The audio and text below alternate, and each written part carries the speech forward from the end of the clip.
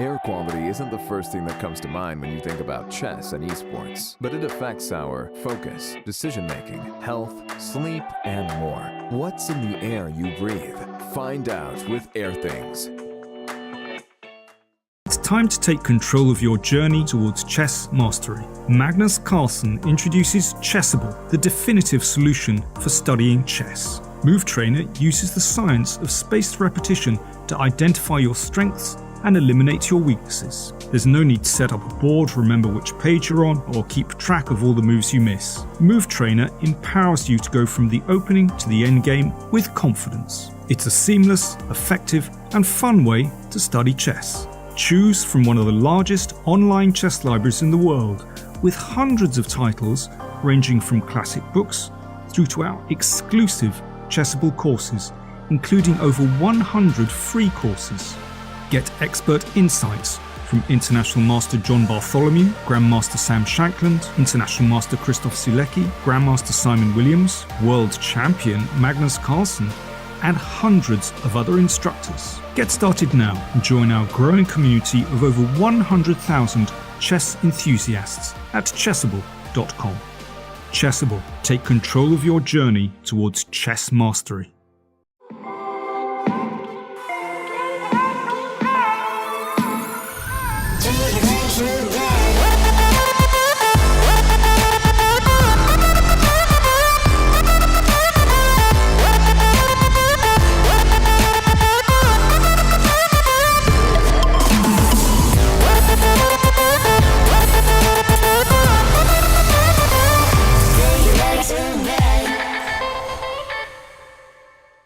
Chessable, the definitive solution for studying chess.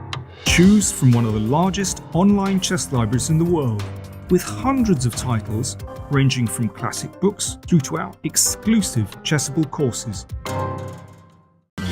This is John. John loves to study chess. This is David. David loves to study chess as well, but efficiently. John spends more time setting up the board and figuring out what's on the page of his book than he gets to study. David likes to take it easy and use his time wisely.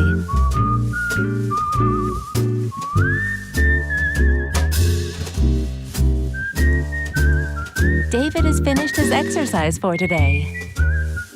John should try the same.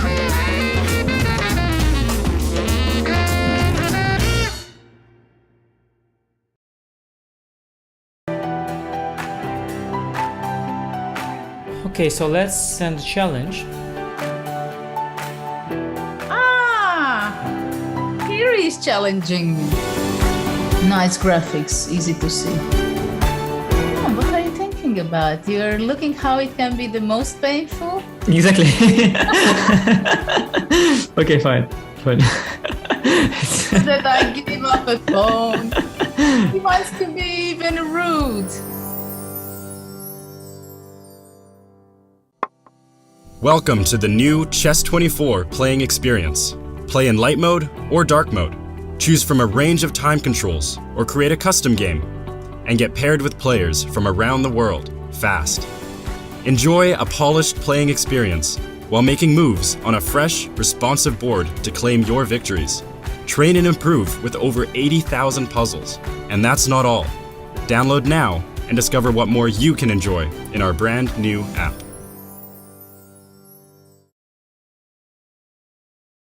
I'm ahead of the game. I'm ahead of the game. I'm ahead of the game.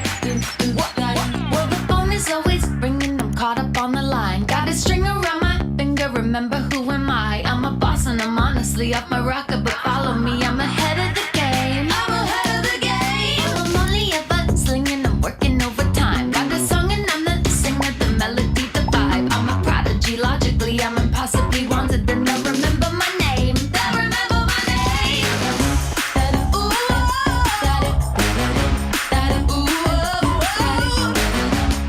well, I'm ahead now. I'm ahead of the game. I'm ahead of the game. Ooh,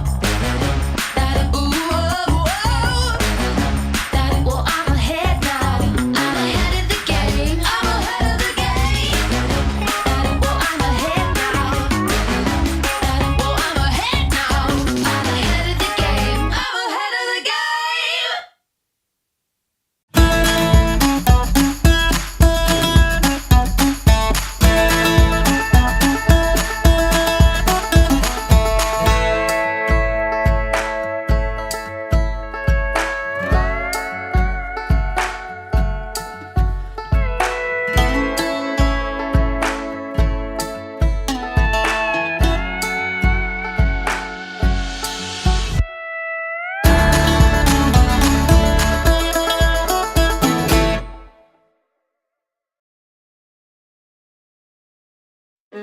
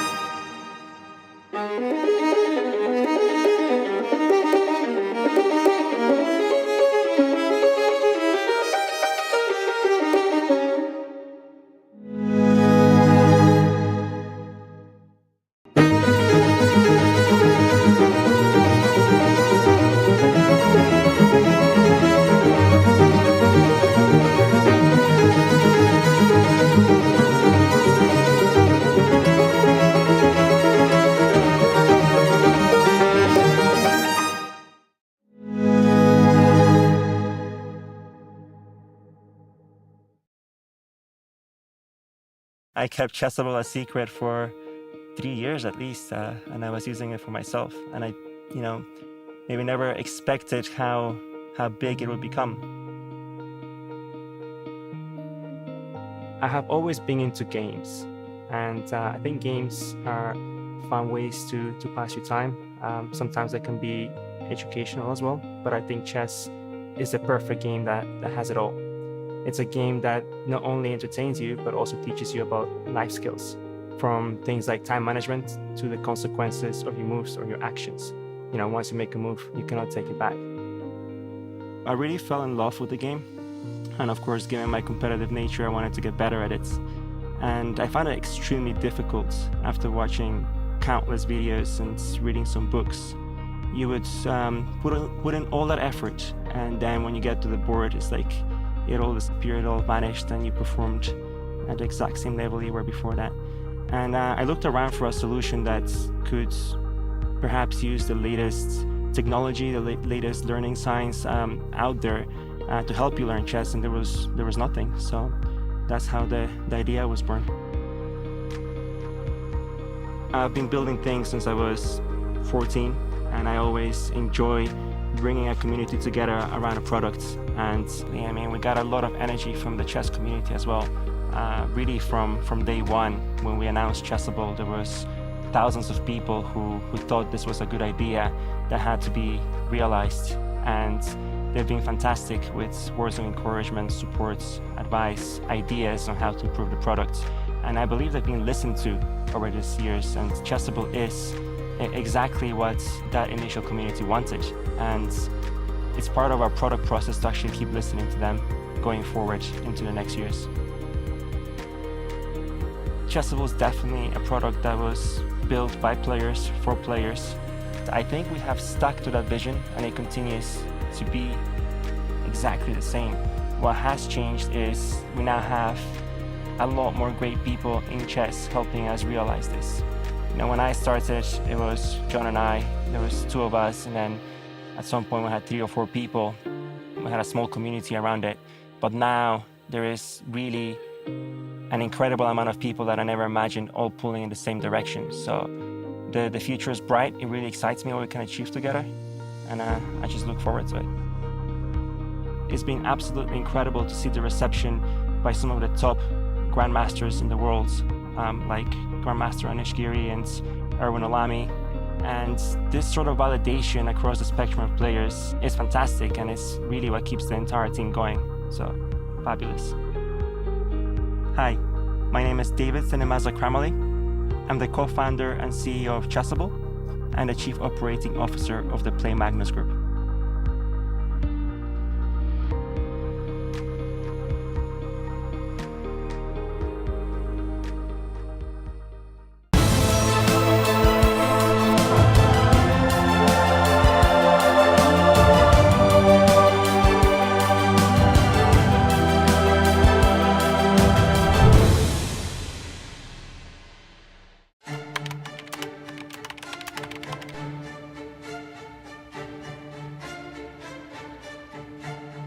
Hi everyone, welcome to our new video series. My name is Jan-Krzysztof and I'm thrilled to be reunited with fellow Magnus Carlsen's trainers, seconds, Peter Heine Nielsen, Magnus Carlsen's head coach, and Laurent Fressinet, Magnus Carlsen's French coach, are both here, and we will be going through the World Championship match 2021.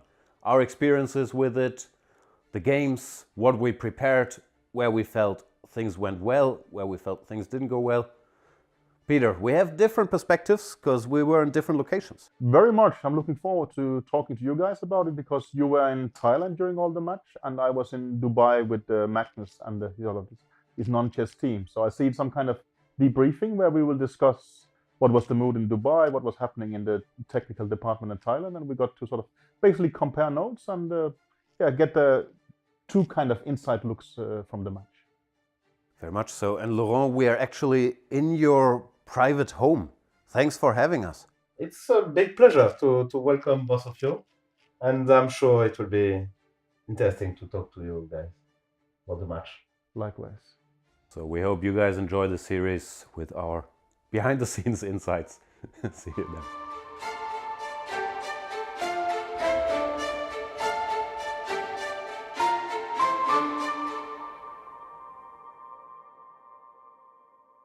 Air quality isn't the first thing that comes to mind when you think about chess and esports, but it affects our focus, decision-making, health, sleep, and more. What's in the air you breathe? Find out with Air Things.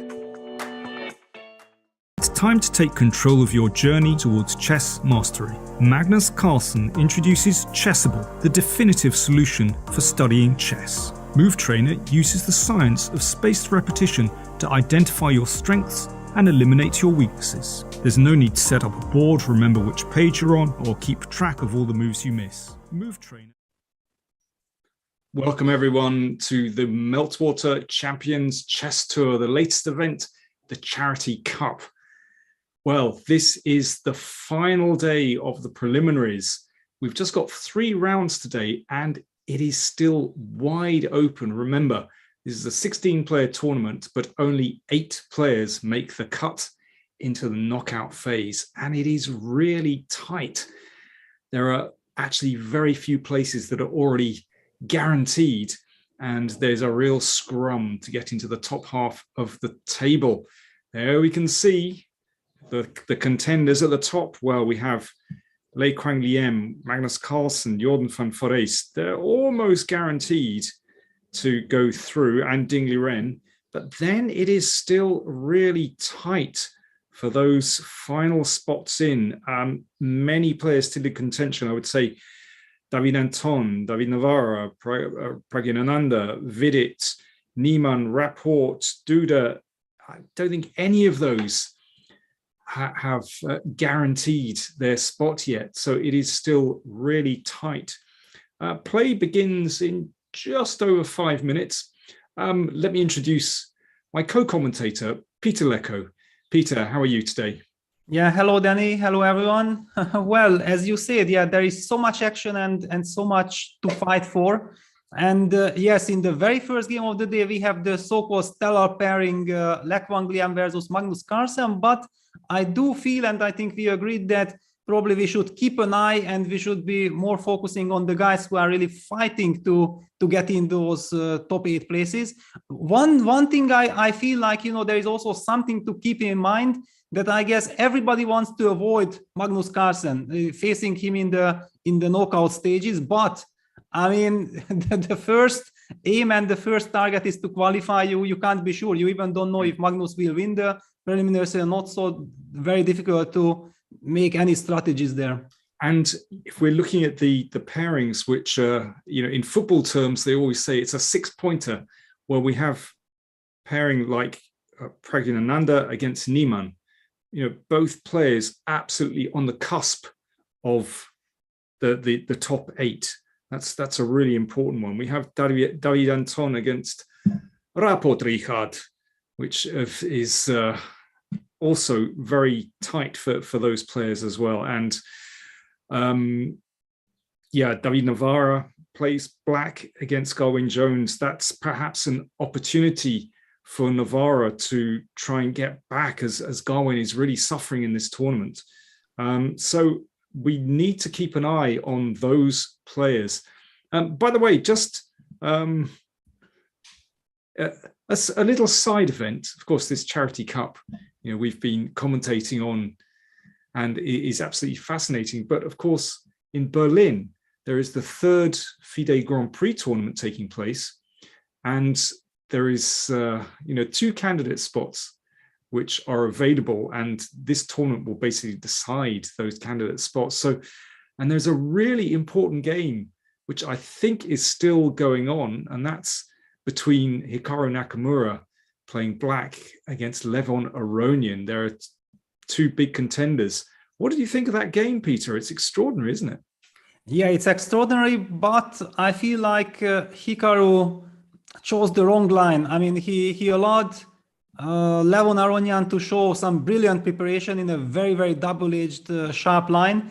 And simply Levon is, I think, much more professional. Yeah, we know that Hikaru is very, very active streaming and so on. And exactly in those type of positions, I mean, the preparation level counts double, triple. And I feel like, Hikaru was playing very well. He was trying to hang on, but it does seem to me that Levon should convert and win a very, very crucial game. Yeah, a huge game for round 1. I mean, of course, these preliminary groups in Berlin are they're double round, but that is a huge one when Levon should win that game and beat his big rival. Nakamura has a lot to do, assuming that he loses that game. If of course. Viewers can find that game online somewhere in whatever portal they're viewing through, but we don't want to distract everyone from the Charity Cup. But do check that one out, because it is an absolutely amazing game, really wild. And I think there was you can check it out on Chess24 too. Indeed, you can even open a couple of tabs and switch between the 2 tournaments. But there is of course, it's classical chess. There's just one classical game going on in Berlin today. But yes, Queen D2, that's the move, which seems to be an improvement over a line that Levon had already played actually in the first FIDE Grand Prix tournament. So yeah, do check that out. But anyway, we should come back to the Charity Cup. Well, Danny, just one thing, if you already mentioned this, I want to say one word or one thing about this whole Grand Prix series. I just feel like, it's so unlucky and so unfair that Hikaru and Levon were paired into the same group. And actually there was a chance if Andrekin would have not withdrawn that he would also be, I think the organizers should have avoided that, because it just doesn't feel right. What happened in the first Grand Prix, that in Berlin, it was the final between Hikaru Nakamura and Levon Aronian, and then basically forcing them to decide already in the group stage who gets a chance to qualify for the candidates. I just feel it's wrong. I wanted to say it, to share this opinion. Yeah, it does feel like rough justice, doesn't it? Very rough justice.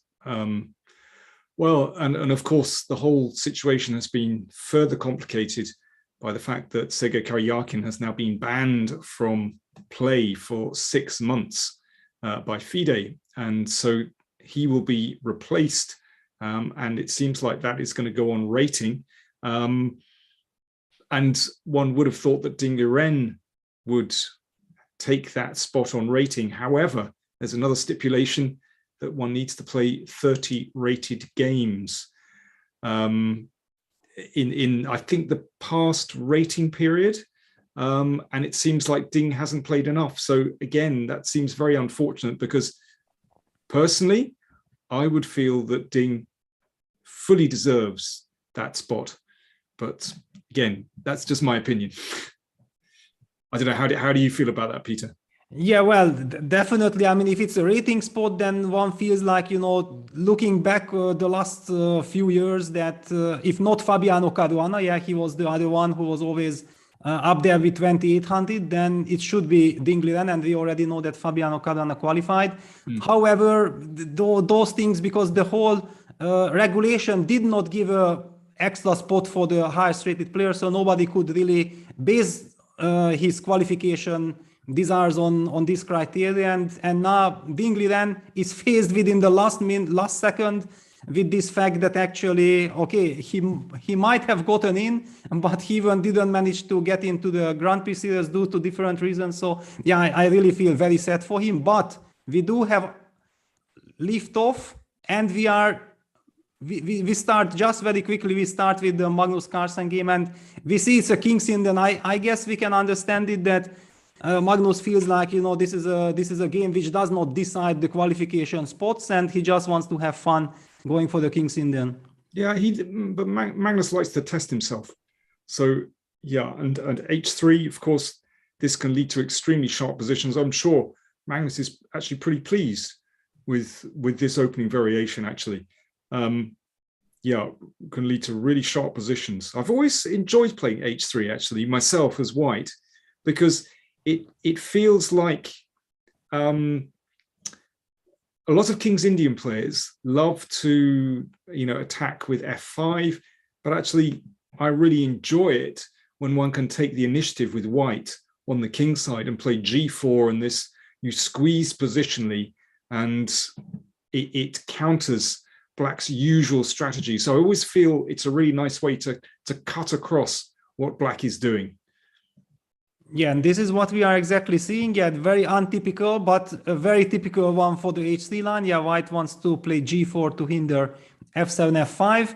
Usually Black is trying to target the C5 square. Yeah, with A5, Knight A6, Knight D7. White also plays the move Rook G1, eyeing the eventual opening of the G file. A very, very complex strategical battle.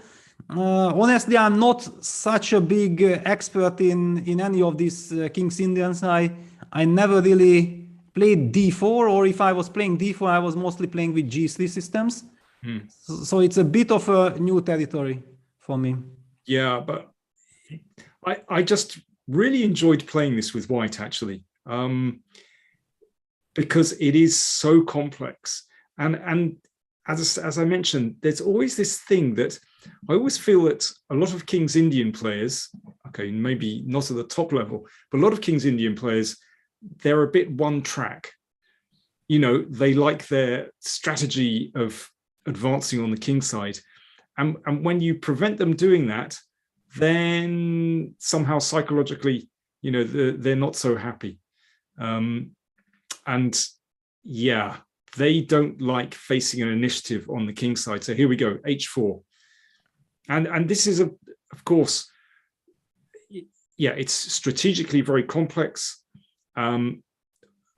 You can sometimes attack on the king side, but sometimes the king side closes, and then we switch to the queen side, and white starts to take the initiative there. So yeah, well, let's see, H4. You don't have to play H4. Little bit, it's different than usual. No, I feel like white is advancing very, very quickly on the king side. Yeah, you don't have to do that. I mean, actually one can play with knight D2 and even bishop E2, and sometimes even and A3, queen C2, and then even that's quite nice just to stabilize even castles queenside, sometimes even king F1. It depends how Black plays, of course, but yeah, anyway. Yeah, now also because I'm not an expert here, big question for me, and maybe you can explain this, that, for example, the move H4, H5, now I would really love to play it with white, because I feel that if I would be able to take on G6, then you will never ever get F5. Is that important or it's not?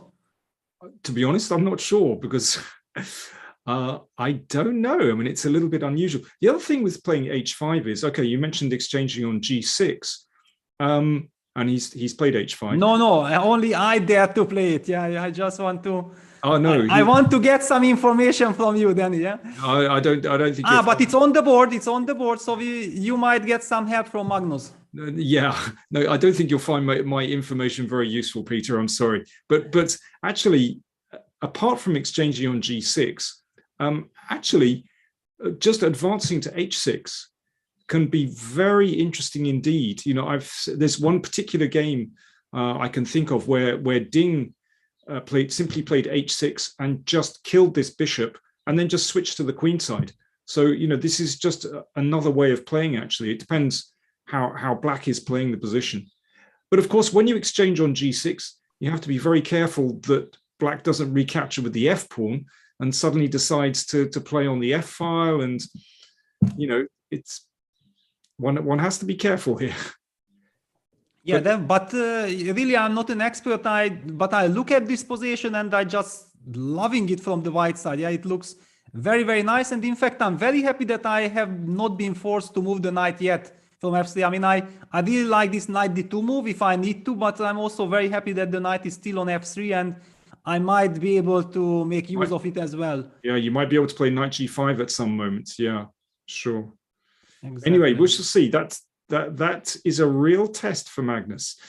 Can we go to one of these 6-pointer games? Pragnananda against Niemann. Let's have a look there because that is crucial. Oh, and once again, we have this very sharp variation of the, do people call it the fried liver? I never know what the name of this is, where bishop c4 and knight g5.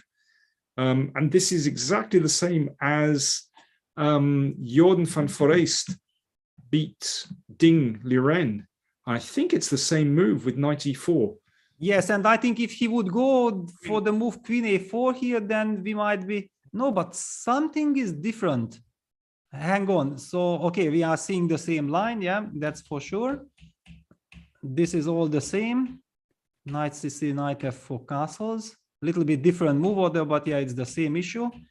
Rook, because he included rook e1. I have the feeling that somehow in the other game, wasn't it some knight e4, rook e8, queen a4 immediately, and then after bishop f8 already b4 happened, and then queen takes something like this. I think white saved the tempo on rook e1. Yeah, white opted for knight e4. This was the game between Jordan and the England. I'm just looking it up now. I'm just going to find it. I really believe that it was like this because we spoke about this move queen d7 and we felt like after the trade of queens, then bishop b5 will come with the tempo also hitting on d3. Yeah, that's you're absolutely right. He played knight e4 immediately instead of rook e1. Yeah, so you're spot on. Yeah. But look at this. Pragg is using very much the same. Probably he also felt like, okay, if my opponent is ready to enter into this territory, then definitely he had checked that game. And he's trying to use the same idea with a slightly different twist. And he's up on the clock. Yeah, he definitely managed to surprise Hans. And this is a very, very crucial game. Okay, so, all right. You're going to have to explain this to me. What happens on bishop takes pawn? What's the trick? Well, does he just gain a tempo with queen a4, or what's he doing? Yeah, probably. I mean, I don't get it. I suspect it's still the preparation. And okay, let's play the move queen a4. Yeah. Ooh, this is difficult to divine. Unless is he looking at something like d4? And there's some kind of trick with a knight hanging. Well, also I feel like, okay, how do you support your bishop on b4 at the moment? Well, I just assumed the bishop was going to go back. Yes, goes back, and then maybe just bishop b2. Bishop b2, right. Yeah, and then I'm threatening bishop c3. I'm also targeting the e5 pawn, and I'm getting very, very quick development. Yeah, and there's maybe some nice tricks with d4 to open the e-file, and knight f6 check. Yeah, and the knight is hanging. Yeah, those things are also hanging there. Yeah, absolutely. I mean, it looks like that's really interesting. Yeah, very scary position from the black side, and I mean, if you are not prepared, we have seen the very first days, Black was winning all the games, and all of a sudden, this is modern chess, yeah, that white players are preparing, they are finding new ideas. Maybe they had already find those ideas before, because the first 3 games were played by Lei Tingjie, and she definitely wasn't really feeling all these nuances. I think she played very classical, and it backfired against the top guys. But here now we are seeing exactly this modern chess, why this type of line, and Hans goes knight b7, why these lines are keep getting more and more popular, because there is so much new things to discover. Yeah, I mean, this is such an unorthodox position. It's kind of incredible that, you know, we have this bizarre position of the knight on b7. Yes, and you want to play a5. I suppose just bishop b2 feels very natural to develop and attack the e-pawn.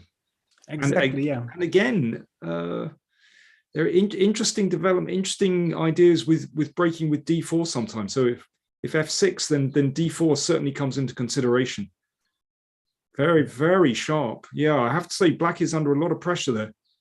Yeah, a lot of pressure, because the e5 pawn is hanging. You still haven't developed the bishop from c8, and yes, the move bishop b2 looks very, very important, because there is no reason to pay attention to this b4 pawn with something like a3. Then Black gets that extra tempo that he needs. Maybe he can even take on d3, but I'm just so happy of opening up the rook and also solving my problem with the knight, that yeah, a3 would be just premature.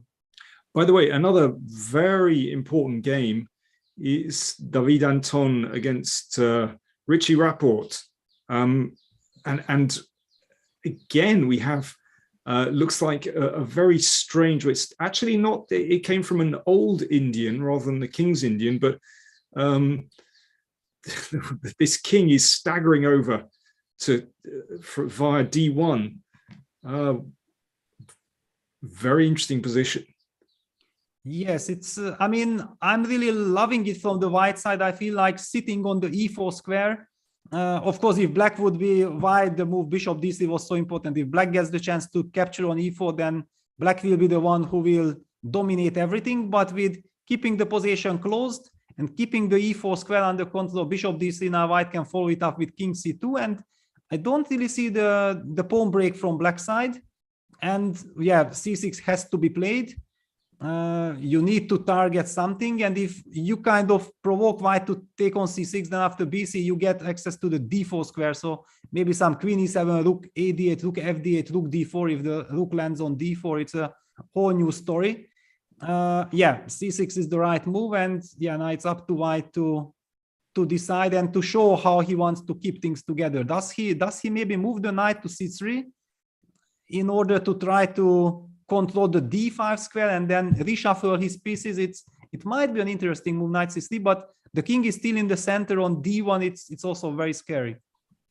Yeah, I've got faith in Richie. He's a real disruptor. You know, this is his kind of position, isn't it? You know, I can imagine we might be seeing the move b5 potentially as well. Yeah, there are all kinds of breaks in the position. There is also some argument. I mean, there would be some argument for d6, but here it's just too slow because of the king staying on d1. If king would be on c2, then d6, bishop e4, rook f6 could be met by rook d1 move. But with a king d1, it just does not work, because takes, rook f6 seems to be very fast, and the d6 pawn is falling. Yeah, very critical moment for white, because actually his decision here will set the tone for the rest of the game. Yeah, I've got to say, I don't find it easy for white to control this position. Yeah, not easy at all. At first glance, it looks beautiful, but don't know. I think I would feel a little bit worried if one had to take on c6. And yes, I can imagine a rook landing on d4 for Black. Really tricky. So anyway, we shall see. Now let's do a little tour. Let's go to Garwin Jones against David Navarro, because Navarro also on the limit, on the edge. He really needs a win. Yeah, he needs a win, and in this sense, of course, Gavin's e4, c5, c3 was a very, very unpleasant move for David. Yeah, as a black player, if you know that you need to win, then facing c3 Sicilian is one of the nightmare scenarios, because okay, how do you create winning chances? I mean, equalizing is not an issue, but if you want to try to get something, some playable possession, you might give white some initiative, and this is exactly how white can win with the Alapin. Frankly speaking, when you're playing against Gawain, I don't think you need to worry too much about creating complications. I think they're going to appear anyway. Yeah, usually that would be the case, but when your opponent signals he goes c3, you might feel like, you know, he knows exactly that I need to win and he wants to provoke me. Definitely, I perfectly agree with you that Gavin's intentions with c3 were definitely not to make a draw or to play solid, but you don't know it as an opponent. Yeah. And indeed, we have a position where Gawain has willingly sacrificed his pawn on f2 and is throwing his knight into the middle of the board. Does he have enough here? Don't know. It feels a bit funny because White's development isn't fantastic, actually. But then let's go g4, right? Yeah, well, that would be typical. Yes. Okay, how are we going to take that? I'll take with the queen. Yeah, that's a good move, because you stop bishop g2, you stop bishop e2, you stop rook g1 with one go. But hang on, now I have bishop f4 tempo. True, very true. The move I'm desperate to play with black is c5. Unfortunately, the rook is on prise, so I suppose we'd better play rook d8. Yeah, rook, if I've got time, if I can play rook d8. Yeah. Yeah, and then okay, something like bishop e2, queen probably moves back to f5, rook h f1. Suddenly, white got really a lot of tempis. Yeah, that's true. I mean, g4 is clearly the move that comes to mind instantly, because okay, as you said, white is not, but maybe just a very simple bishop e2 followed by rook f1, only that humanly we are more nervous, we want to get things going. Yeah. I would actually bet on g4, but let's see. Yeah, and then we also have Vidit's game. Yeah, Vidit is also... Oh yeah, Vidit is on the edge. So Vidit is in 8th position with 18 points. How does that look? Ah, do we have... how did the knight get to f2? I'm just looking. Well, it's an f3 nimzo. Actually, it's an f3 nimzo. Yeah. f3, c5. Yeah, this modern kind of... Okay, this ed5, cd5, d6 is not entirely modern, but f3, c5 is of course a very, very fashionable line. And castles, usually black keeps the tension with pawn on e6 and pawn on c4. Yeah, those pawns are remaining, but okay, this is a different way. Knight e2, rook e8, knight g3, knight bd7. Very typical position, bishop e2, knight e5. That's how the knight heads to g6. a6, bishop e3, knight g6, a3, bishop e5, b1. Ah, this is how we got this structure. Okay. And the knight, typical knight maneuver, and knight g3 to h1, knight h1 to f2. Harmonious rook c8, king h1, queen c7. Well, a very, very double-edged position. What is your take? Whom do you prefer here, Danny? Oh, I would take white every time. I just really like white space. And I mean, I always feel with these kind of positions as though black is basically worse. And you have to find some kind of disruption, some kind of tactic, or, you know, something on the queen side with a5. But essentially, white is doing very well here. This structure feels so solid. There we go. I'm sure I'm about to be proved completely wrong. Queen a7. putting a bit of pressure on. So this might mean, is Vidit going to have to trade on c5? Yeah, but that's already not something you want to do, yeah? Yeah, but is c takes b4 a threat? Then bishop takes, pawn takes. Yeah, could be a threat actually, just to take on b4. Yeah. Because that's the point. Yeah, that this queen c7, queen a7, and I believe that somehow Eric should, because he was the one who chose this setup. Yeah, of course, White has so many different ideas, so it's definitely not move pair move preparation. But if you are ready to play this structure, then you have to know some typical stuff, and this queen c7, queen a7 justification might be that why Black's position is actually absolutely playable. Yeah, I mean, okay, let me make a random move for White, and let's just show why this is a threat. I can't think of a random move. Okay, king g1, just not a good move, of course, but let's just show this. So c takes b4, so the bishop on e3 is threatened, the knight is threatened, and after bishop takes, pawn takes, a little Zwischenzug, the bishop takes the queen, and then take on d2, and that must be fine for Black. Black is now a pawn up, the pawn on d2 is annoying, so that looks like a threat for Black. Exactly, yeah. So basically, I'm wondering if a move like knight f to d1, just keeping the tension and protecting the bishop on e3, maybe it's justified, because I mean, if we can keep the structure, then everything is fine. I think we should be happy with White, and maybe we are somewhere threatening to go bishop g5 as well. Can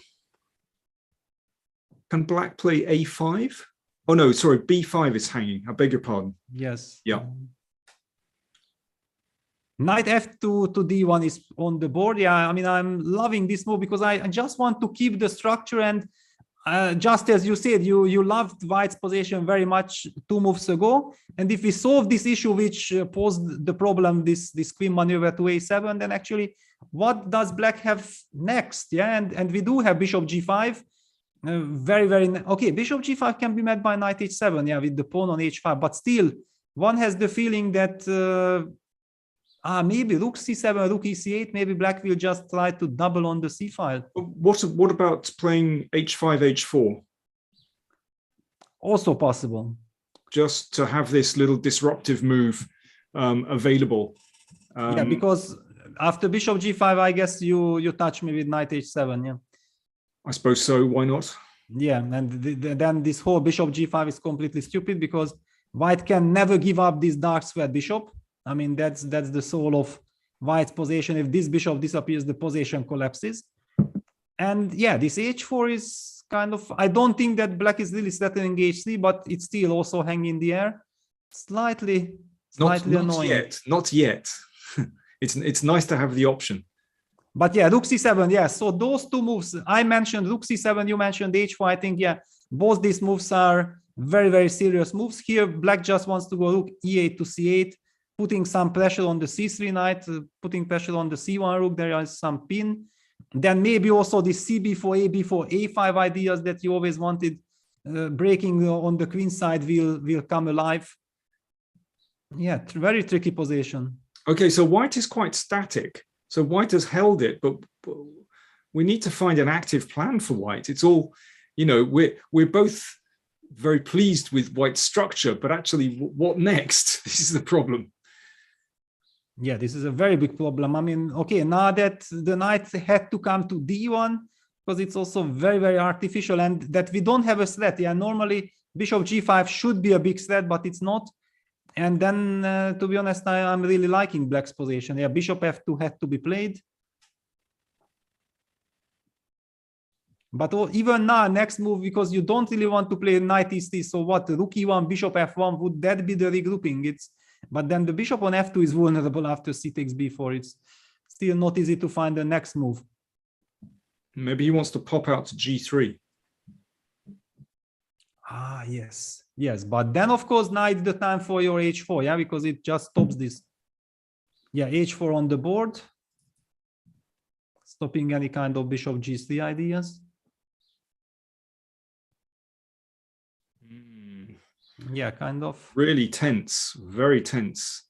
Really tense and really done to less than 5 minutes in such a complex middle game position. This is very, very scary, and it's a big game for him. But Peter, isn't it interesting? You know, when we first set eyes on this position, you know, my first thought was, wow, I like white.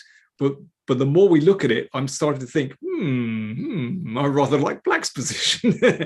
I don't know. It's funny how you know the deeper you go into a position, one's judgment changes. Yes, exactly, because it's also a very specific position. Usually, I think from 10 times in 80% of the cases, this structure works out in white's favor, and white is going b takes c5. Definitely not a happy choice. I mean, this is a sign that Vidit is feeling the pressure and he's trying to somehow clarify the position, but after bishop takes c5, I just believe that already only black can be better. I mean, black is just super active, and giving up this b4 outpost just like this, it was a very, very, I mean, it wasn't a move that Vidit wanted to make. It was a very heavy-hearted move, b takes c5. Bishop c5, and the position is just so, yeah, bishop takes c5 now, rook takes c5, will come rook ec8, then queen c7 comes, and then still this a5 b4 idea that you had in mind all the time. It's just coming. It's so easy to play this with black. Yeah, and this knight on d1, oh, looks funny, doesn't it? Just splitting the rooks. I don't like split rooks. That's not good. Yeah, knight a2. Okay, that's necessary. Well, the knight might bounce into b4 at some moment.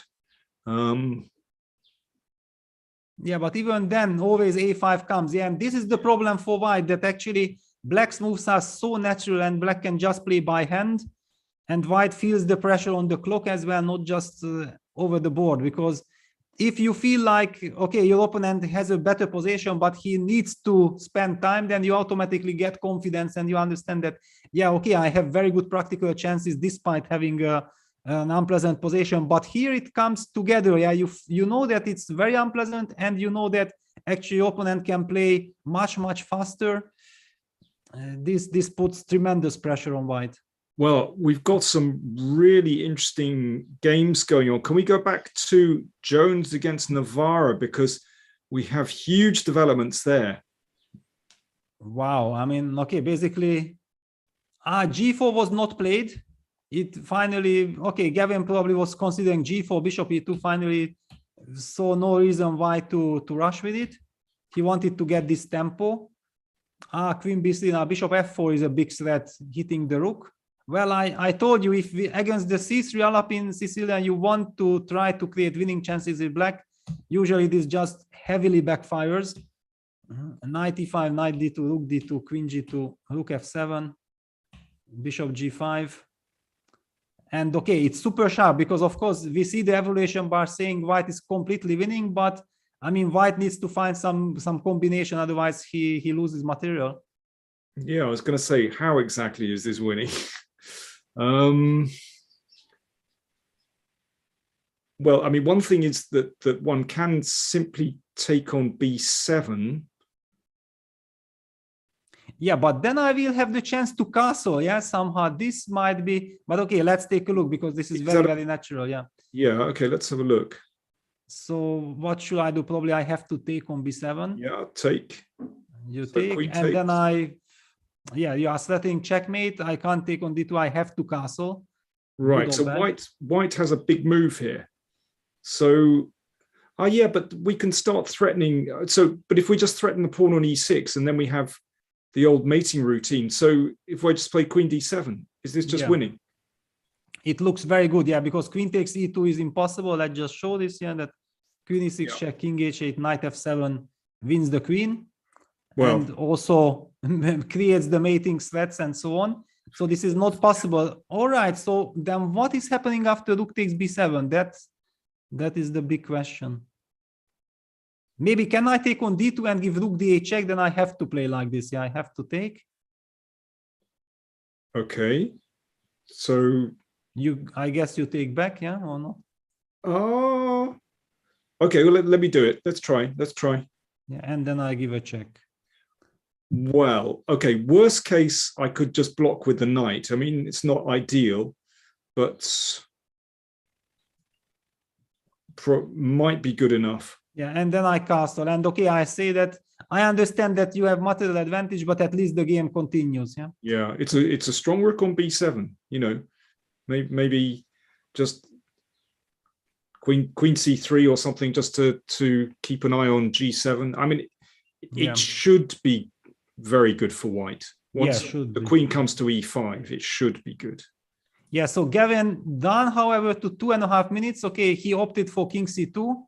He wanted to sidestep these issues. But I also feel that the David Anton rapport game is completely wild. I mean, how to assess this? White's king is walking around. What's the clock situation? 4 versus 6. Wow, but actually White's king is quite safe with this knight on c3. We need to see how we got there, just very, very quickly. Yes, c6, knight takes c5. Actually, yeah, I don't know why I forgot to mention this simple move capturing this pawn. Probably assuming that if Richie already sacrificed this pawn, he knows what he's doing out of respect.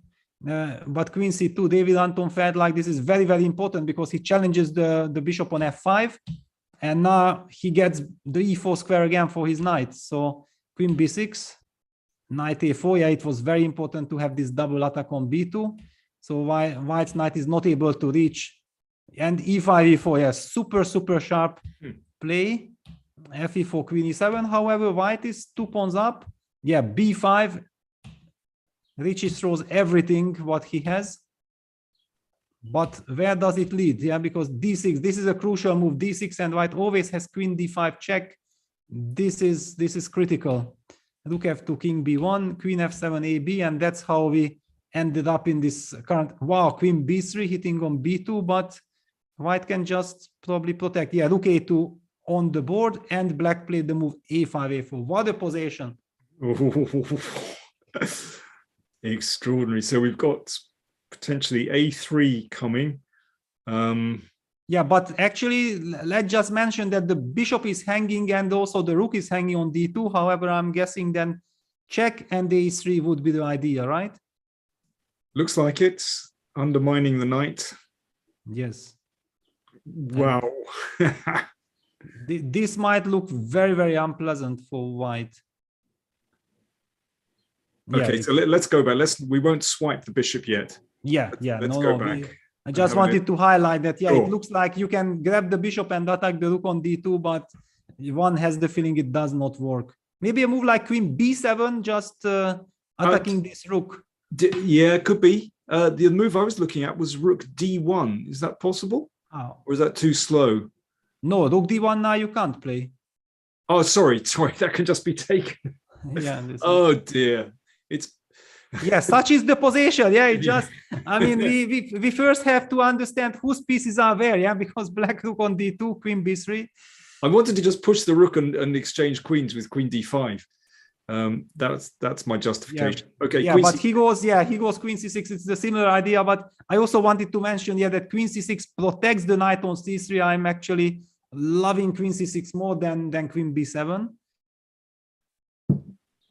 Touching this rook, protecting the knight.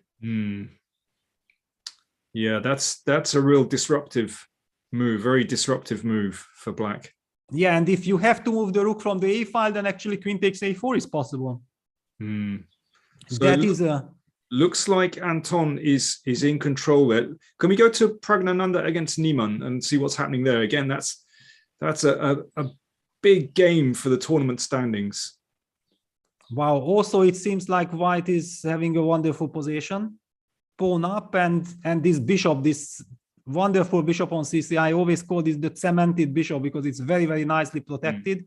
And there is this vulnerable spot on g7. Yeah. So any kind of maybe rook lift toward the g file. Yeah, rook e1 had been played. It was the last move. And we should also mention that, yeah, queen d3, rook e8. Well, king h7 is still possible. Then But f7. then we take on Yeah, f7. yeah. So that looks good. So that's why the pawn can't be taken. So, well, this is a kind of nominal pawn advantage. That could be significant later. But yes, as you point out, that bishop on c3 looks like the monster. Yeah, it kind of invites black to play the move bishop d4, but after bishop d4, if you trade on c3, then exactly white will play d takes c3 and solve the problem with the pawn structure, and queen takes d3 will always still be running into rook e8 check. Those are the problems. So not easy to suggest something. Both players very low on the clock. I mean, Praga under 2 minutes, but having everything under control, I think this is not a big issue. But maybe, also Hans doesn't have too much time. Yeah, maybe, well, bishop f8 would defend g7, covers the back rank, and now queen takes d3 is a threat. But then c6 is hanging as well, yeah? True, yeah. Yeah, it's king f8. King f8 played. Wow, I mean, he wants to stop this rook e8 check. He wants to play very concretely, but somehow it's very, very hard to believe that now on g7 you will not be attacked. To my eyes, it looks like a really risky move, with the king slightly exposed. Yeah, very exposed indeed. But we need to find. It means that if, for example, white, okay, but black still has bishop d4 as well. Yeah, if the queen attacks like queen g3, then black is not obliged to play f6, but could eventually also go bishop d4. It's possible. It was a clever move. Maybe it was I mean, practically speaking, maybe it was a very clever move because it changes things. Yeah, suddenly white can't rely on his routine idea of rook e8 check, and it puts some pressure, and Prague is now under a minute. But as you pointed out before, queen takes d3 can be met by queen takes c6 anyway. So actually, black still isn't threatening to take that pawn. So I suppose in a sense, white has a free move. Yes, but exactly which free move? Because the natural rook e4 runs already into probably queen takes d3 and queen e4 played. He wants to play queen h7. Yes, and he wants to force that king back to g8. Yeah, please go back, and I guess king g8 should be played. Yeah, king g8 on the board. I mean, okay, bishop takes g7 is possible, but I'm not sure if I want to go for this bishop g7, bishop f2 trade. Yeah, for example, just to show this bishop g7, king g7 runs into queen e5, queen c5, but black can take on f2, and then of course white will play rook e3, but somewhere I feel that maybe black has some chances to make a draw. But bishop g7 on the board, so Prague does not believe in my statement, just thinks that okay, it's a pawn and attack, then it should be good. Yeah, time is an issue. 30 seconds left. Prague, but he's such a fighter and tricky player. It's going to be really interesting, this one. Let's stick with this board as it's so important for the standings. Yeah, and also two incredible youngsters face each other in a very tense moment for their qualification. Yeah, definitely. Yeah, bishop f2, king g7. And I'm guessing rook e3 will be played because it also stopped queen d4 check. Yeah, black would dream to trade queens. Yeah, rook e3 on the board. It looks chunky. I like this move, rook e3. Looks really nice. Yes, yeah. I mean, this was the position that immediately before bishop g7 I had in front of my eyes. And yes, rook e3 is very nice, but I still somehow felt like black has good drawing chances, but maybe not. Maybe white is just way too active, and this double pawn, yeah, queen d5 had to be played. Correct. I mean, queen trade would definitely give black very, very good drawing chances. Okay, so the question is, can white generate some attack at the other end of the board? So, well, let's start with, yeah, rook g3. Yeah, then king f8. Yeah, unfortunately, white's king is not in the best position.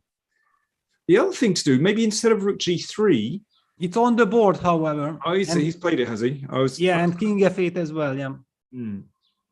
So that's the current position, because queen h7 looks like the very tempting move here. Yeah, the critical move. Okay, Yeah, it's on the board. Then the checks start. Yeah, queen d4, but I have rook e3. Yeah, I can resolve. Yeah, rook e3 comes, and then you go queen f6. Yeah, you just defend everything with queen f6 check, and nothing is really threatened. And we get this type of positions that I had in mind, that I wasn't sure if this is the maximum that white can get. And then the question, after queen f6, does the king actually just step into the middle with king e2? But he opted for rook d6. Yeah, maybe there is even no reason to go queen f6. Yeah, because the rook protects nicely, and now queen e4. Yeah, now the game takes a very nervous turn. Yeah, that feels like okay, if he just exchanges that, surely that's just a draw. Yeah, and look at this. Yeah, Praga is shaking his head. He just completely blundered that black can just take on e4. I mean, what a big turn of events. Yeah. But this is exactly the reason why I was, practically speaking, not so happy with bishop g7, that you give that cemented bishop, and with little time on maybe in a classical game it's the best move, but with little time on the clock, giving up the control is maybe much more important. Yeah, I think this one's going to end in a draw. So, well, big developments. Gawain Jones against David Navarra. We need to catch up, because that game. Well, no, it's checkmate. Checkmate. Gavin got checkmated with queen c1. On earth did that happen? Okay, but we have to jump to David Anton report. What is happening here? It seems like David Anton is about to win. Well, that would be a very, very big win for him, keeping his chances alive, but still very tricky position. Queen g1 check, threatening hitting the b6 pawn. Richie is fighting, queen b3 check, king h8, and now probably rook. No, but rook b5 runs into queen g. Yeah, rook a8. That's a problem. That's a problem. Yeah, this is now over. Yeah, now it's all over, because now white pushes b7. White has a safe shelter for his king on a2. Wow, I mean, this has a huge impact for our tournament standing, because David Anton is then back in contention, and Richie is not safe at all. I mean, Richie needs to bounce back after this. He needs to bounce back, and then let's move to Magnus against Leko Anglian. What is happening here? It's an incredible big clash of titans. Extra exchange from Magnus. Certainly looks good for black. Yeah, looks good for black. I mean, okay, he's in control, that's for sure. And hang on, June against Dingley. Then this might be a drawish pawn endgame, but okay, this is now not. And Eric Hansen went on to beat Vidit with the black pieces. Okay, total madness everywhere. Yep. So he actually Eric gives himself a fighting chance after that. This is very, very interesting. And well, I'll recap on the scores once the round is over, but we have still some games in progress. Let's go to Duda against Hari Krishna. Yeah, here also Hari is about to win the game. I mean, he's not pawn up, but this pawn on e3 basically is such a incredible powerful pawn that it should just win the game. Okay, yeah, e2 is a very, very big threat, and then white's king will be checkmated. Now why is he not blitzing out the move king h8? He goes king h7. Wow, this is surprising. That why exactly to h7? He's a very controlled player, isn't he? He takes his time. He wants to get everything perfect. Yeah, queen f5, king h8, rook e1. Okay, now if we are not blundering anything, then of course e2. E2, queen d3. Yeah, probably queen d3 is the idea from white. Yeah, but black still needs to put this one away. It's not so simple. Not so simple. Yeah, not so simple, but definitely very, very good. Yeah, and So- then also Duda remains with 19 points. I mean, yeah, but this is what we have. Yeah, E2 on the board, King G3. Yeah, he's trying to come closer with the king out of the mating net. This is what we have witnessed also in the Airthings Masters, that actually all the players who are fighting for quality, they are very, very nervous. I mean, they feel the tension, nobody is safe. Anything can happen in every single game. Super, super dramatic stuff. And Richie has just resigned. Let's just go there and see the final position. Yeah, the pawn is queening. Yeah. Yeah, nothing to be done. A very, very big victory for David, and actually real kudos to him, because controlling Richie's counterplay and all this activity shouldn't be easy. A wonderful achievement there. Van Foreest has a winning position against Lei Jie. Yes, this is a technically winning position, Yeah, that's for okay. sure. And Magnus, okay, he's obviously better, but still needs to win. That's actually difficult to win. yeah, it's very difficult to win, but okay, I mean, it's also a very, very pleasant situation for basically both of them. They are not in any danger. So can Duda hold on with his naked king? Yeah, because okay, this king has no shelter, no safety. Okay, Queen D2. let's stick on this one. Okay, that's a challenging move. Yeah, Queen F7, very, very good spot because it hits the rook, immediately creating counterplay. What to do? Not easy at all, yeah? Not at all. Maybe rook e5? Maybe rook e5, to cover f5. Yeah, he played on it. the board, yeah. And queen b4 blitzed out. But hang on, now queen d5 check and then rook e4. I mean, this seems to be winning. Or, I mean, depending where white's king is moving. Yeah, just queen d5, yeah. And this is over. And yeah, look at this. Yeah, Jan-Krzysztof knows that this is terrible. And we have written off Harry as he has no chances, or he needs to win all his games. Well, he seems to start with black with a win, and that might still keep him alive. Yeah, if with this win he gives himself a fighting chance. It's going to be very, very difficult. I think the results will have to be very favorable for him. I'm not sure it's in his own hands, but he still has a slim chance.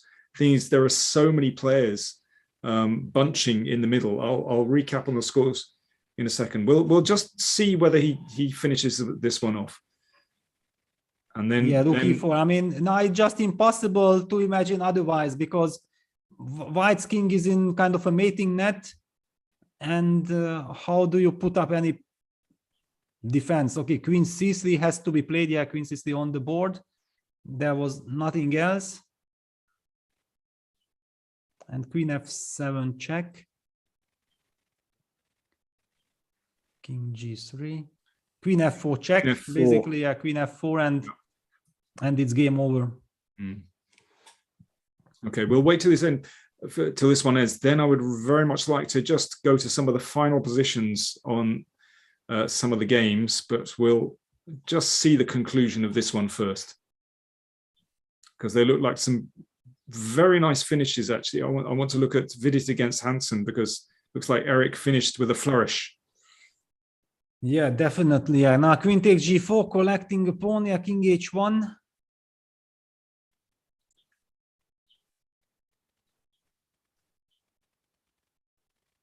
Yeah. Now the big question: do you have an immediate win, or you should just not look with little time on the clock for any simple win? Just systematic. Yeah, queen f4 threatening queen f1. So yeah, queen d3 had to be played. Pinning that king. That's the only. That's a very annoying move.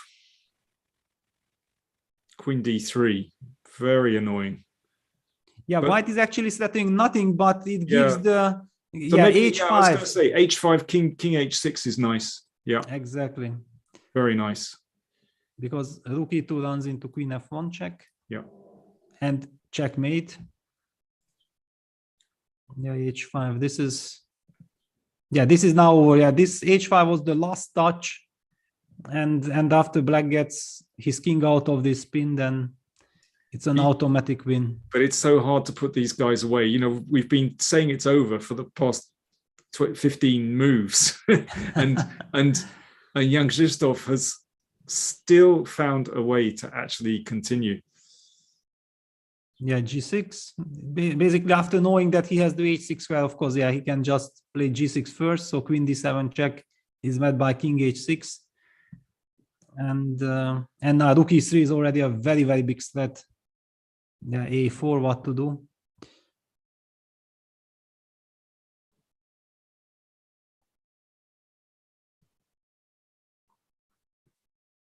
Yeah, it's so funny, yeah, that white is completely lost, but at the same time, yeah, with little time on the clock, not losing on the spot is all that matters. Yeah, absolutely.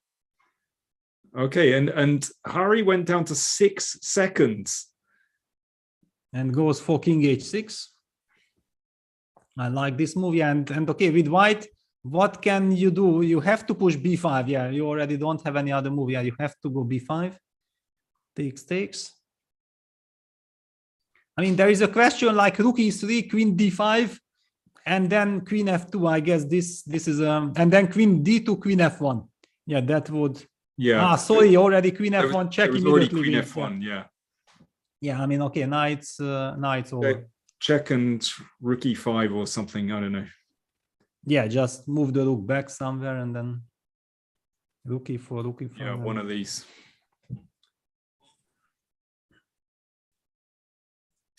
And nope, still not over.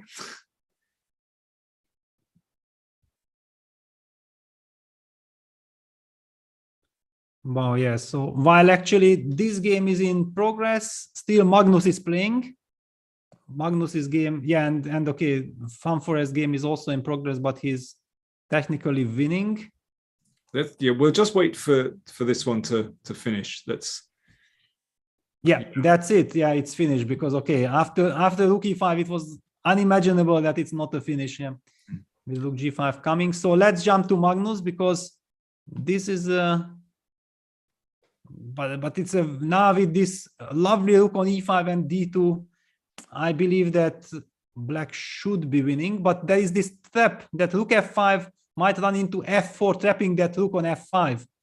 And would make an immediate draw. That's why Magnus couldn't play rook f5, rook d3 check, king h2, king f8. Jana comes back with the king to e7, d6. So Magnus is massaging. It's looking his kind of position. Incredible. Yeah, well, I mean, to be honest, yeah, almost every good position feels like it's Magnus's type of position. Yeah, true. He has had so many different good positions already, but yeah, certainly he enjoys it very much. And compared to his position from yesterday against Jordan Foreest, this is clearly a much better version for black. There are weak pawns all around, but still maybe white can hang on. I mean, I wouldn't rule it out yet, but practically speaking, it's so difficult to protect this. And we should mention that Jordan Foreest is still playing against Leiting Jie and, well, should be winning. But yeah, actually Leiting Jie is putting up an incredible resistance because it looked like the game should end much sooner, and suddenly there's even some intrigue, and Jordan is also down to 20 seconds. King e5. Now maybe black will get some counterplay with the b pawn. Just while we're waiting, can we just go to the final position between Vidit and Erik Hansen, because looked like a nice finish. Yeah, okay, just very quickly. Just very quickly, yeah. I see that, yeah, of course it's beautiful, but I mean, white's position is so terrible. Yeah, knight g3 check. Of course, very typical. The problem is king g1 runs into any knight e2 check, winning the queen, and h take g3, h take g3 runs into checkmate on the h file. So there was nothing else than to design a fantastic power performance there by Erik. I mean, amazing game. Really nice. And very quickly, let's go to Gawain's game. How did he lose that? I mean, incredible. Yeah, he played the move king c2, queen e4 check, queen d3 c5, and I think we were told by Tadeusz that there was some sensational short castle, which bishop h5, g6. Now that the rook moved from f7 and black castles, wow, it's just like in Fischer random chess, knowing 960, sometimes you wait for your opponent to resign and then he castles. Oof. I can imagine he must have overlooked that. Yeah. I think so let's just go to the end. What a turn of events. Yeah, now black is piece up and everything is hanging, and now, wow, and he gets checkmated on b2. Oh, bishop e, well, what a move again. Bishop e4, fantastic. That is an absolute shocker. Yeah, but of course the real shocker was castle, and it means actually that David Navarra and David Anton is very much alive after this round. Absolutely, there is an absolute pile up in the middle. Let me just give some scores. So, well, we're waiting for Magnus and later finish. I think Jordan has just won. So the top three are pretty clear. Then we have Ding on 21. He's pretty clear. Duda 19. Rapport 19. Niemann 19. Anton in 8th position 18. Navarra 18. Vidit 18. Prague 18. Hansen Hari Krishna 15. But so, yeah, so we have 4 players on 18, 3 players on 19. So they occupy places 5 to 11. So we are heading for an absolute photo finish. By the way, do you know how they do the tie breaks here? What are the criteria? Yeah, well, it's a little bit complicated, but I guess that the results between each other. But if there is a group behind them, it's a very, very tricky spot. Yeah, you don't know exactly with whom you are tying, so you cannot be sure whose tie break will be better. You are just in a complete dark till the very, very last second. Yeah, but it looks like that's going to happen. So we should say, yeah, it's done mathematically. We don't actually have playoffs, as it were. Yeah. And Magnus has conquered that pawn on f4. Wow, what a grind. So it looks like he is going to do it. Yeah, he let his rook be trapped on f5, but he already had foreseen that his king is in time to reach e3 and attack the f4 pawn. I mean, really fantastic technique there by Magnus. Rook e5. However, yeah, Liam is still asking some questions. But maybe now it's the time just, okay, now white wants to go d6, maybe white want, no, but d6, maybe d6. I mean, the big question is this rook f5, then rook takes f5, g f5, bishop h5 generates counterplay. But if it's winning, because rook f5, g, bishop h5, king e3 is a critical move and it should win. Yeah, bishop h5 can be met by king e3, I guess. Here we go. We have Tadeusz, our producer, has just come up with the tie breaks. Rook g4, that's a killer. Yeah, that's why he had to, I mean, Liam played the move king f2, but now he has given up on any bishop h5. So now just a rook move anywhere, basically, I think, should king d3 as well. Now it's just over. So just let me give some of the tie-break criteria. The first criterion is direct encounter if players are tied together. And then we have the number of wins is the second one. And then it's Sonnenborn-Berger. But hang on, Magnus has captured on d5. I thought that he will play rook f4 check and he could have transposed into that line that we have already seen. Look at this devolution bar jump, because now g6 and then g7, bishop e6, king f4, white might be, or even now bishop e6, just bishop e6. Oh, and it's a draw. He chucked it away at the end. How's he looking? Wow. Yeah, bishop e6, that's it. I mean, Liam is an incredible survivor in this tournament. Unbelievable. I need to see Magnus's face. I suspect he's not very happy at this moment. Yeah, he disappeared. He closed his camera immediately. I mean, just very, very quickly that after king d3, bishop h5, I mean, he could have played, I guess, the move rook f4 check, yeah, forcing the king back to g3. Then he goes king e3, bishop takes f7, rook g4 check is exactly the same. So I guess white should push d6, but I mean, it feels like it should be a win. Okay, it's still not easy because rook d4, then already bishop takes f7. You don't have time to collect that pawn, and rook d6, okay, rook d6, g6, and rook d4 followed by rook. I mean, it should be, yeah, this, but it's clear that this is the motive again, the same motive like before, what Magnus wanted. Maybe he relaxed, like, that's it, now I have won the game already. I feel like it was a little premature relaxation, and that cost Magnus this half. I mean, not even half point. It's two points. I mean, with this scoring system. Yeah, I mean that is just fantastically well fought by Lei there. So there we are. We can see the standings with 2 rounds to play. So just to recap, at the top we have Lei, who's still leading. Magnus Carlsen, Jon van Foreest, Dingley Ren. They're should be clear.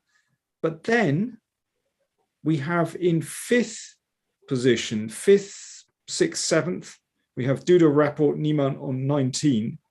And then we have Anton, Navarra, Vidit, Pragnananda on 18 points. So really from positions 5 down to 11, it is absolutely wide open. And even maybe mathematically, Hansen and Hari Krishna on 15 still have a very slim chance mathematically to qualify. But wow, it is absolutely wide open with 2 rounds still to play. I think, let me see, we've passed the hour already. So the games should be starting fairly soon, perhaps not all of them, but so I think that the trick is sometimes, I know this from the experience from previous event, that they already wait, yeah, that everyone starts at the same time. Everybody had also kind of a very, very long game. I'm expecting that it should start in any minute, and in the last day everybody starts together, which is very logical, knowing that nobody should get any advantage by getting any information earlier than their opponents. So very, very fair system. And let's take a look at the pairings. I do see that Hans Niemann plays with the white piece against Hari. I mean, that's a very, very important game for our standing. Eric Hansen against Jan-Krzysztof Duda, also a super important game. Dingley versus Vidit, also. And David Navarra with the white pieces against Leko Liam, also for David. He needs to keep going, and now this big turnaround against Gavin will again give him big confidence. Richie Rapport needs to win at all cost against Gavin to make sure that he has a stable situation, not to be running any big risk in the very last game with the black pieces. Then Praga plays against Jordan van Foreest.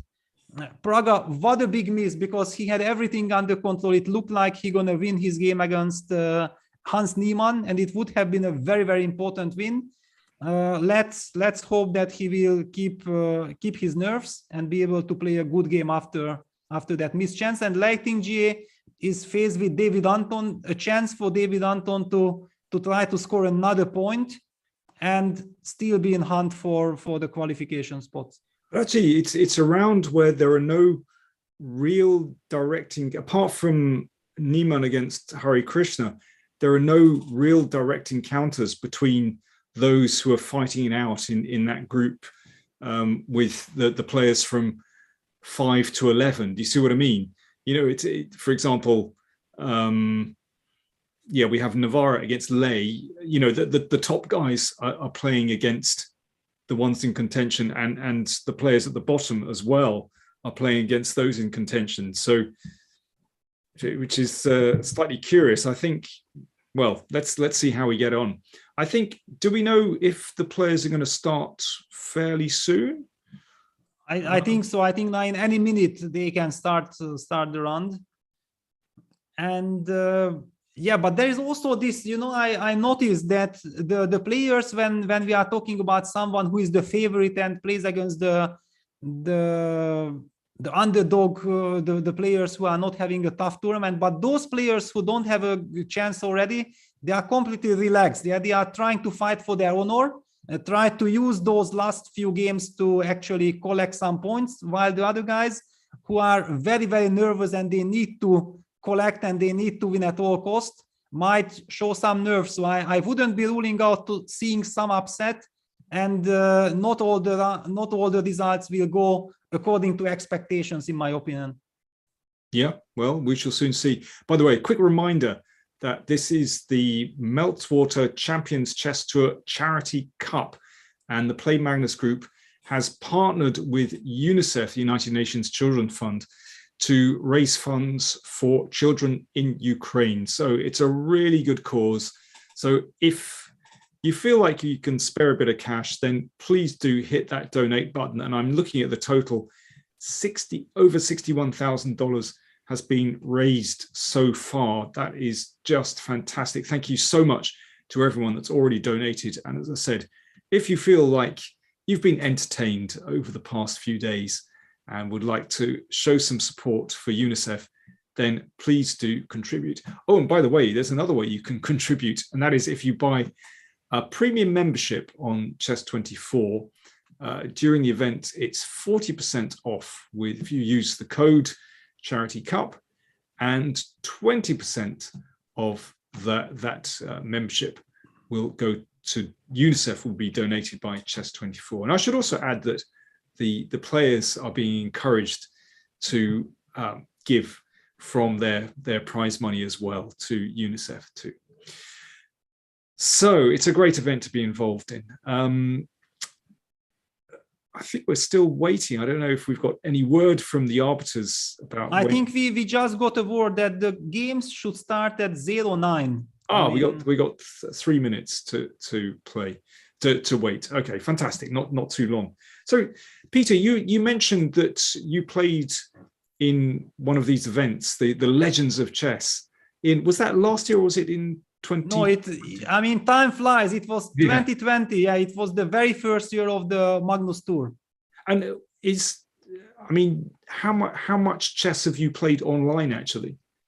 Well, almost none. Yeah, it was almost my exclusive experience, and the very, very high level experience was fantastic. I mean, it was a great honor to be part of that wonderful event. And it was also one of the most grueling formats, because we were playing not round robin tournament. I mean, we were playing matches every day of 4 games, and there was always a direct winner at the end of the day. Because if the matches were tied 2-2, then there was immediately blitz playoff, and it was immediately Armageddon. In any case, we had a direct decisive outcome of our matches, and like this 9 days without a single rest day. And it was also July. It was like 40-something degrees outside. It was a real challenge. And how did you find that transfer of skills to online chess? Did you find that difficult? Well, it was not easy, but for me, because I'm simply not used to it. One of the biggest challenges were that, I was feeling almost like in a cinema, that I'm sitting here, I'm watching the big screen, the big board. However, the situation, the big challenge for me was because I'm not used to online play. When I had time on the clock, everything was fine. I was enjoying my environment. But then suddenly we ended up in the games that, especially me, I had like few seconds on the clock. Then I'm trying to sit quietly. I'm trying to focus, but at the same time, I feel and I hear how my heart is about to jump out from its place. I was like, where should I focus? And then I made such blunders. There was a game against Vichy. I think that, every move was kind of winning for me at the end.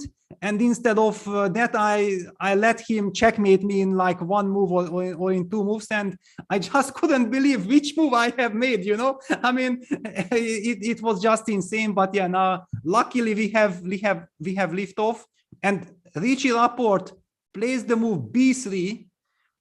He loves this kind of extraordinary things. B3, bishop b2, knight g3, bishop g2, double fianchetto. All right, what else do we have? But yeah, it was really coming back to Legends event. It was very tough. It was very, very exhausting, but it was a real privilege to play it, and it was incredible fun as well. Yeah, this, I think one needs such different skills in playing online chess. This whole pre-move business to save time. I mean, I'm simply not used to that at all. But these guys like Eric Hansen, that's what they've grown up on. They're completely used to these kind of tactics to save time. So yeah, that's how they're here. That's how they've got their spots. Yeah, actually, I tried only once this pre-move business, and it was against Gelfand in the Armageddon game, and it heavily backfired. I mean, simply it was a Maroczy structure. Yeah, it was like I was very nervous, and I felt like, okay, my next move gonna be, I think, A3. I need this move A3. I'm gonna play A3. Nothing moves. I mean, nothing changes in the position, and exactly at that moment, Gelfand played somehow knight c6 to d4, attacking my bishop. And of course, in a Maroczy structure, bishop is very, very important, especially in the structure we had. But my mouse was already on the A3 square, and my brain stopped. And with 4.5 minutes on the clock, I still blitzed out A3, and then I say, "Oh my God, he's taking my bishop. I want to resign because okay, there is just nothing to play for strategically afterwards." I mean, that was really like the only time I tried to play instantly, and it heavily backfired. Yeah, it's tough. It's tough. It's a different world. It really is. Okay, listen, where are we going to go first? So we got Richie against Garwin. I can see that on the boards. Yeah, double fianchetto, early days there. Niemann against Hari Krishna. Now that's absolutely crucial. The only way that Hari Krishna has any kind of a chance is if he wins this game, and he has played this very sharp line with moving the bishop to b4 on the second move, which can lead to very unbalanced positions. Yeah, exactly. He's provoking Hans to a real fight with bishop b4, knight d5, bishop e7, knight f3, d6, d4, c6, knight c3. And I'm loving the way how Hans reacts. No fooling around. He understands exactly that actually Hari wanted to provoke him for this knight x7, queen takes e7 structure, which is very, very tricky because potentially black can play the move e5, e4, and strategically it becomes a very, very tricky position. By playing the move knight c3, white keeps much, much more control of the game. And yeah, after ed4, basically now after any recapture, it's very hard to see how black will create real dynamics and white will be able to control the game. And this is what Hans needs. Yeah, he doesn't, but also I'm not sure that a draw is good enough for him, but knowing that Hari needs to win, actually just keeping the game, under very controlled circumstances can actually give him the best chances of winning the game, because Hari will need to take risks. And then if you have a very stable position, and from strengths you can wait for your opponent's dubious choices because of the tournament situation, that's the ideal scenario. Well, I mean, I would say that Hans has 19 points, so a draw is certainly not bad for him. It doesn't guarantee that he'll stay in the top half, but it's certainly not a bad result. Whereas, yeah, Hari needs a win desperately. Yeah, but Hans, there is so much. Still okay.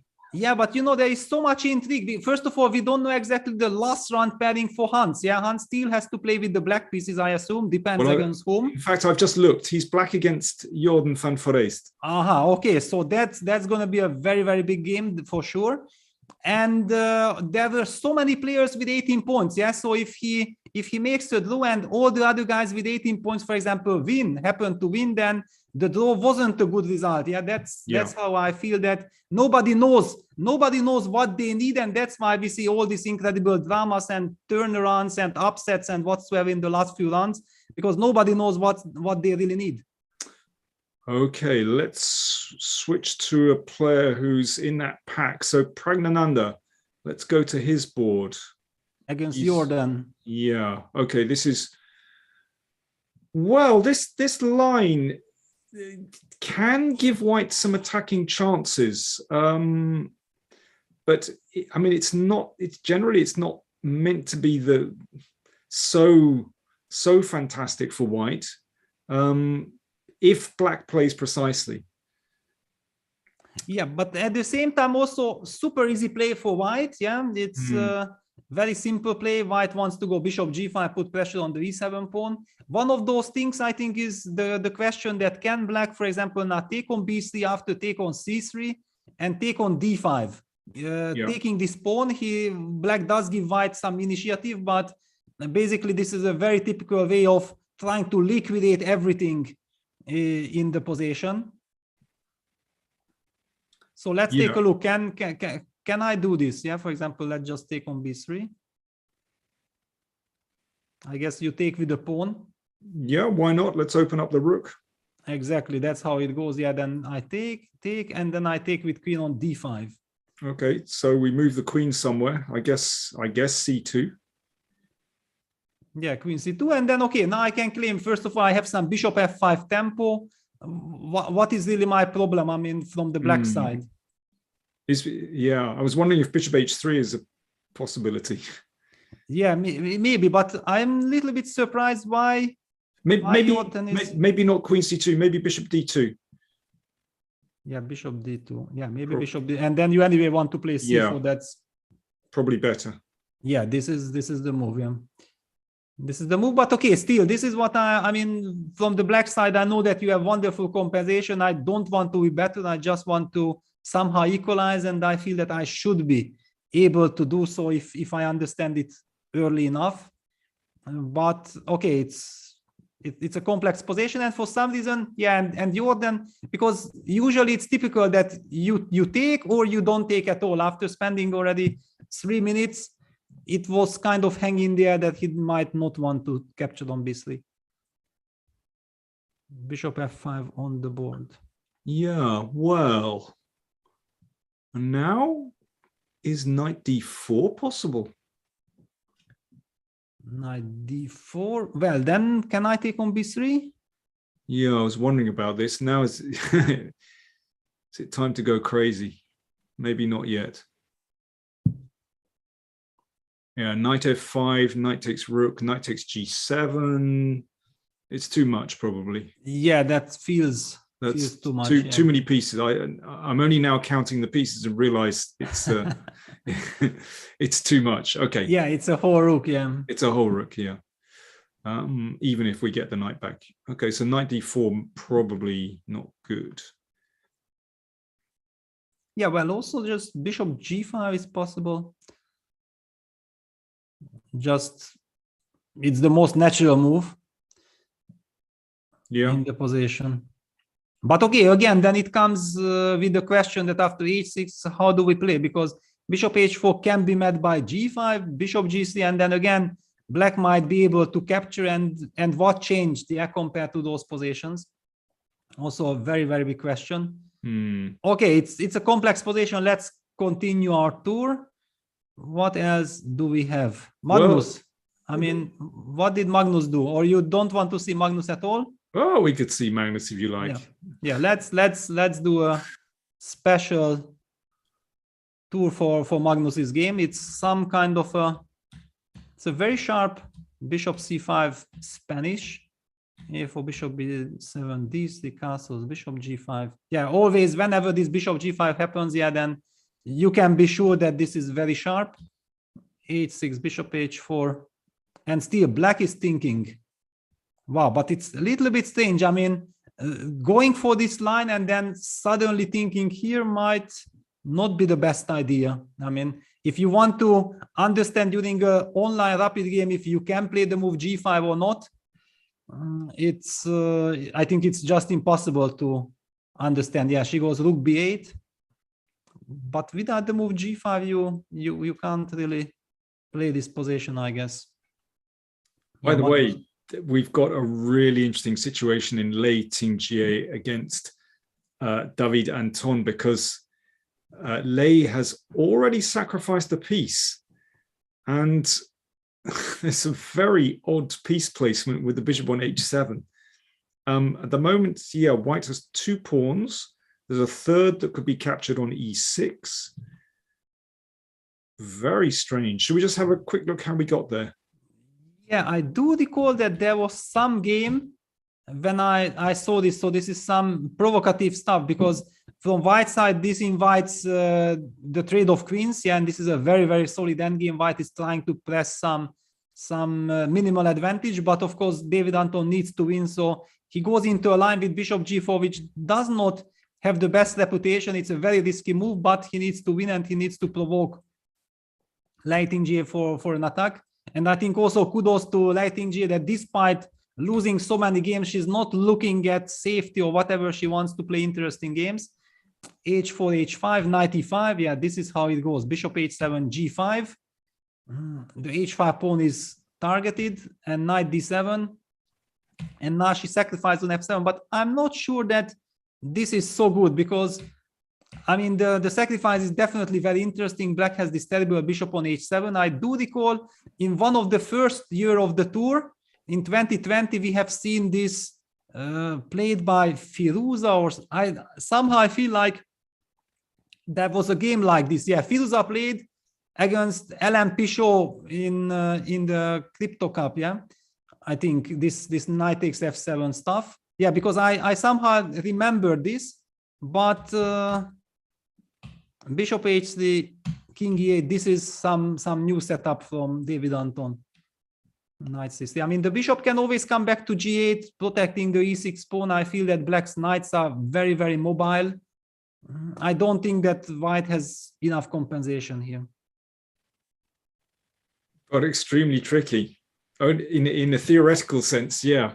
But yes, I guess David is going to be happy that, well, one should have a theoretical advantage, but anyway, it's really unbalanced and he's playing for a win. So I guess it's what he wants. But yeah, it's still very much up in the air.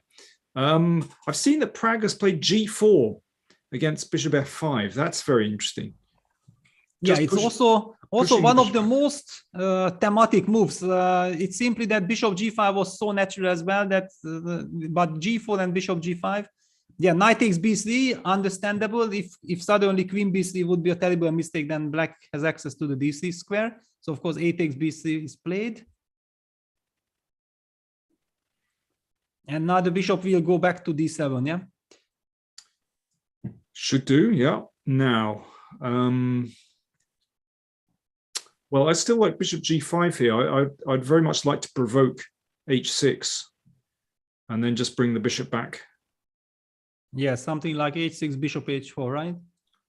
Well, actually, I was thinking of putting the bishop back either on F4 or E3, just to keep an eye on the pawn on H6, actually. Yeah, also very legitimate. But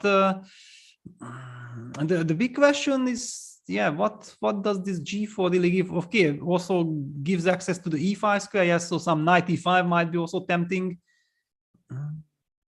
G5 is a move. Yeah, G5.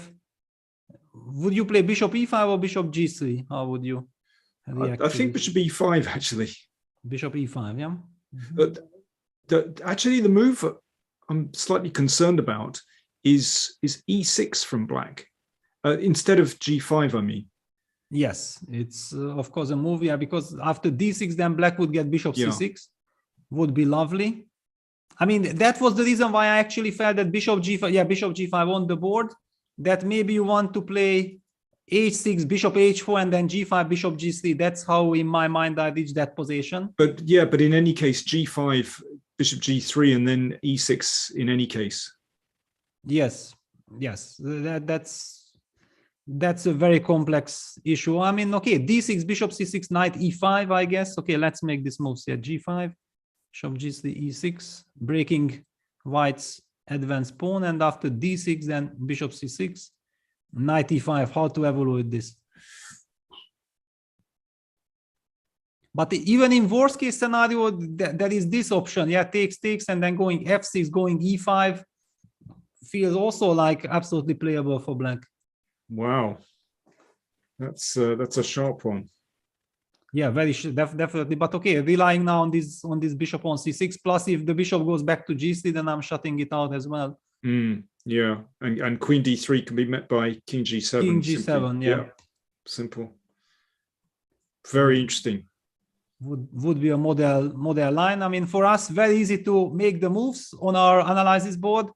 For the players to make those decisions, it's a completely different story. Yeah. And after g5, bishop g3, e6, just wondering if there's anything else that white has here. But not easy to see. Black is pretty solid for a moment. Yeah, and if you are able to break the center, then okay, with the two bishops you should be fine.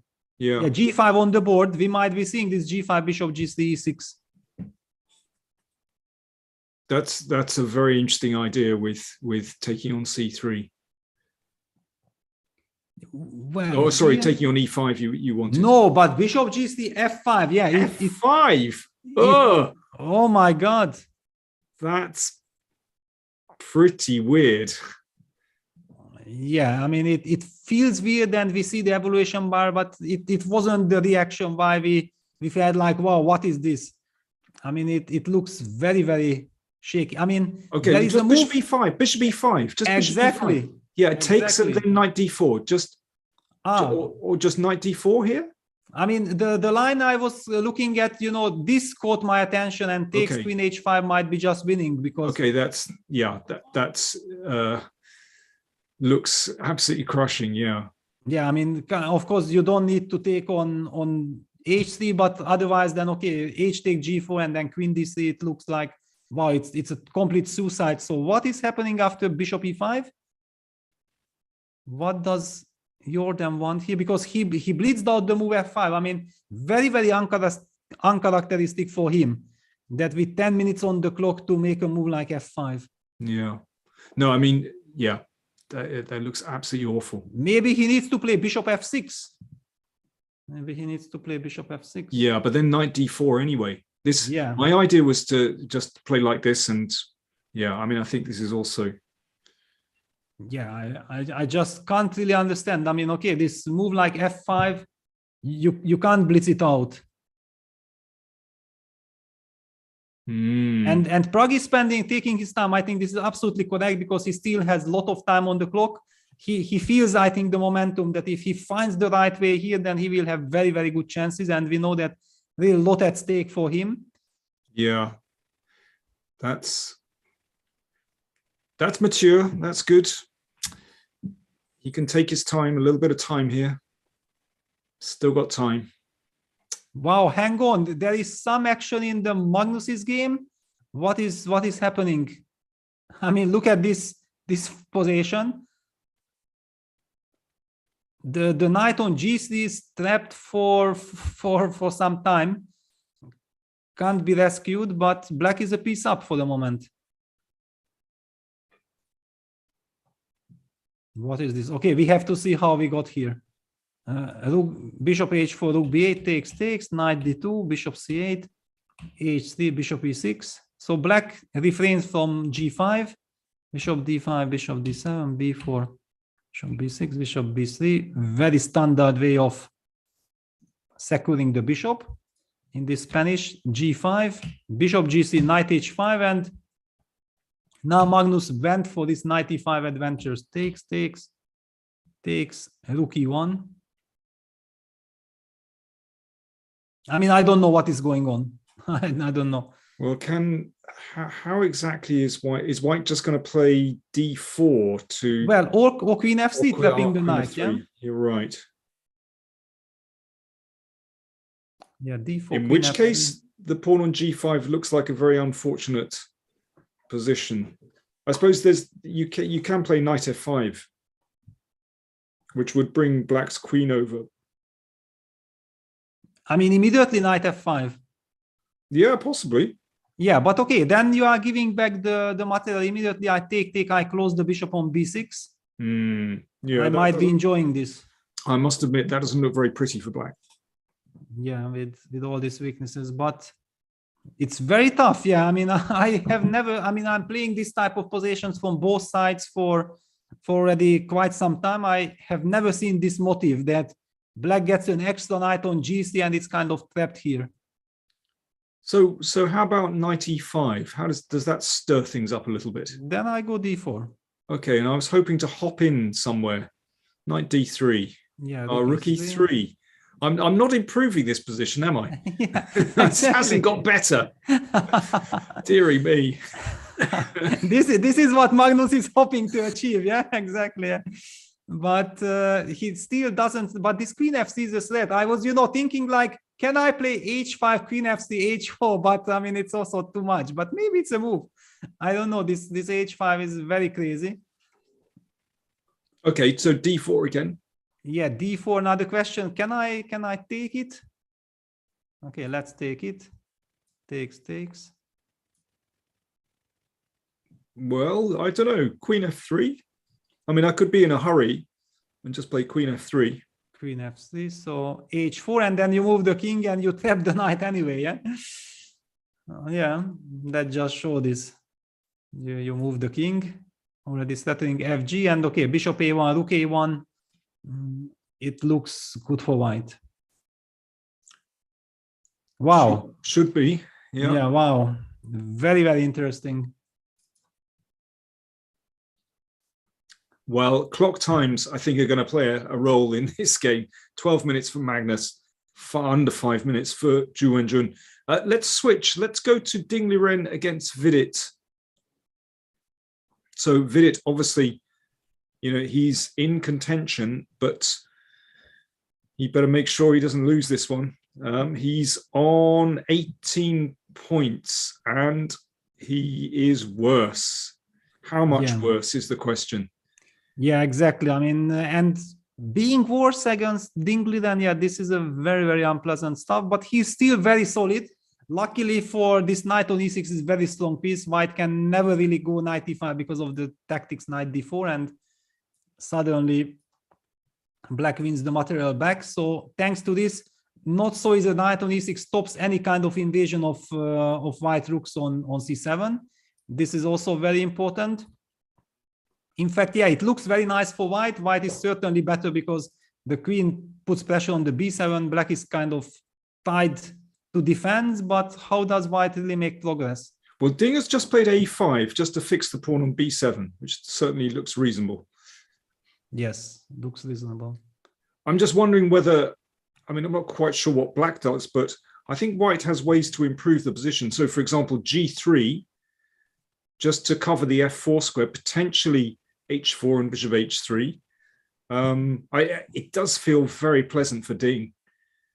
Exactly. I mean, now if the black rook could suddenly jump to d8, I think we could be saying that black is perfectly fine because then there are no issues. But with this trapped rook on a8, yeah, it's this one little move a5. And already the last two moves. Look at this. This is very, very nice play by Ding Liren that immediately understood that actually he needs to shut black's queen side down with a4, a5. He achieved it. Now queen a7 played, trying to bring that rook out. But yeah, this looks very unpleasant. Yeah, Vidit in a very tough position after losing that game with the white pieces against Erik Hansen. Okay, so Ding better there. Let's go to Niemann against Hari Krishna, because that's obviously very important for the standings. And wow, what a complex position. I mean, what do we have? White is pawn up, but I mean, this pin along the d file, the pawn on a3, it feels like it gives a lot of dynamics. Knight on c5, black has some potential breaks with f5. This bishop can be activated to h6 or to g7, depending on the situation. I don't know how to evaluate this. Yeah, okay, so Hari to move. But how do you put this all together?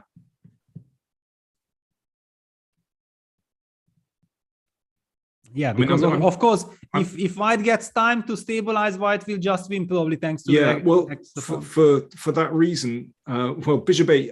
Well, that's interesting. Knight a6 to b4. Yes, that's a lovely maneuver. I also realized that there is this idea.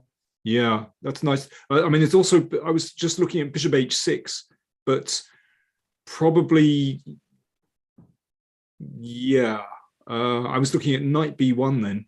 But then e4 pawn is, but then a3 is hanging. Yeah, exactly. Well, exactly. Yeah. So it's even this is a little bit unclear actually. Yeah, because what we could get is some trade. For example, knight e4, knight c3. You are hitting on a2. But also there's bishop c1 to cover the pawn on a3. I mean, exactly. Yeah, I don't know how this is. And then but then bishop d6 comes. Oh, okay, that's a good move. Yeah. Yeah. Okay, I'm not sure. Let's go back to your move, knight a6, because that's a very attractive little spin. And of course, the a3 pawn is covered. Yeah, by the bishop. It's covered. Yeah, it's covered by the bishop. Nevertheless, you can still go knight b1, and then after trade knight b4, knight c3, protecting the a2 pawn. But some bishops. Okay, let's take a look. So knight b1, takes, knight b4, and after knight c3, it seems like black is coming with bishop c5, bishop d4. You should probably activate the bishop. Yeah, bishop f4, bishop d4, bishop d2 defense. But why? Sorry, why wasn't it possible to take on a3 after knight b4? Hang on. Of course. Yeah, you can take. Of course, this was some hallucination from my side. I felt like you told me that it's protected by the bishop on f8. Yeah. Yes. Right. Super sharp position, and yeah, Hari actually goes for bishop a6, knight b1. We are having this now on the board. But I don't know. It feels like white is okay here. I can't imagine white is worse. Yeah, and in fact now the lines are also becoming very sharp. Yeah, very move pair movish, and thanks to this bishop d6 hitting on the a3 pawn, I feel very safe from white side.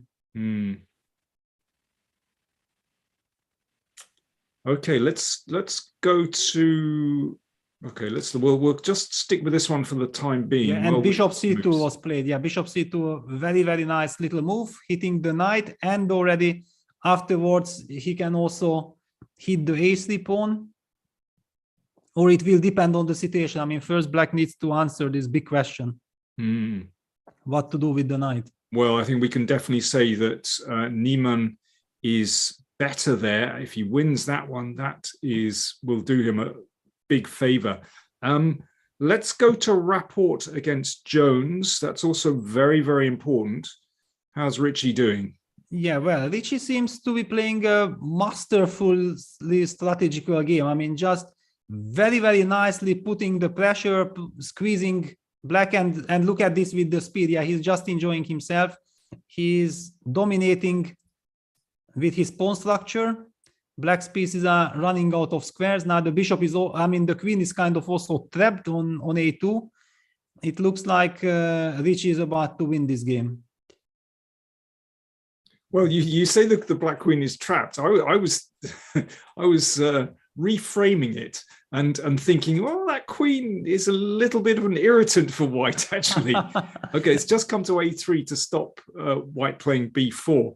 But the squeeze is nice. But here there is this g4, g5 idea, yeah, hitting the knight, and you can't take on g5 because the knight is hanging, and if the knight has to move, then white knight will come to e4, or white plays f4. I mean, it's total domination. Now bishop f5 needs to be played. I mean, after knight e4, bishop f5 is maybe a golden opportunity. No, queen c1, queen c1 here. Wow, this was the trick of Gavin. Queen c1, and suddenly he's bringing his queen back to action. I'm telling you, this one isn't over. Not at all. No, I mean, this queen c1, I have completely missed it because I thought like, okay, so queen a3 what? Queen b4? Never. But queen c1, oops. Oops, yeah, this is, I mean, good for Richie that he has a lot of time, yeah, because with few seconds on the clock, you can just collapse after a move like this. Yeah, I mean, white is so close to complete control here. If these queens were exchanged, then I think white would be very happy. You know, marching the king to c3 and playing b4, and it's lovely, but it's not yet there, and that queen is a real irritant. Yeah, so okay, let's move. Yeah, this is definitely back. Black is back in the game with queen c1. Let's take a look at Praga's adventures with Jordan. After f5, he actually opted for gf5. It's some kind of a surprise. but maybe it's good enough. Yeah, takes, the same idea with bishop e5. Takes, check, e5, rook takes e5. So I'm he can't even play queen f6 because of knight e4. Oh, like this, it looks hopeless. Looks absolutely crushing. Should we move in rook number 2? Exactly, rook a e1, just bring the boys over. And well, I think this is a very good example of centralization. Definitely. I mean, it's hard to imagine a better demonstration, really. Yeah, I will then try to highlight everything. Yeah, Yeah. this is just amazing construction. Yeah, and d6, knight e4. I mean, everything is. Oh, yeah. I think Jordan has messed up completely. Well, but I'm delighted for Prag if he manages to put this one away. If he can get to the knockouts, that is fantastic. Okay, so Prag looking really good there. Let's just go back to David Anton, see how he's doing against Lei. He was a piece up, and well, he's stabilized. King looks pretty safe. It's an extra piece. Lei has 2 pawns, and I guess it's hard for Black to break through, actually. Yeah, it's like I think it's a step-by-step process. Yeah, you cannot really do immediately miracles, but also the question, can you find safe shelter for your king, or is it safe enough already on d7? This is a big question. Maybe we can take a look at the last couple of moves to understand the flow of the game. Long castle, queen b6, f4, knight c5.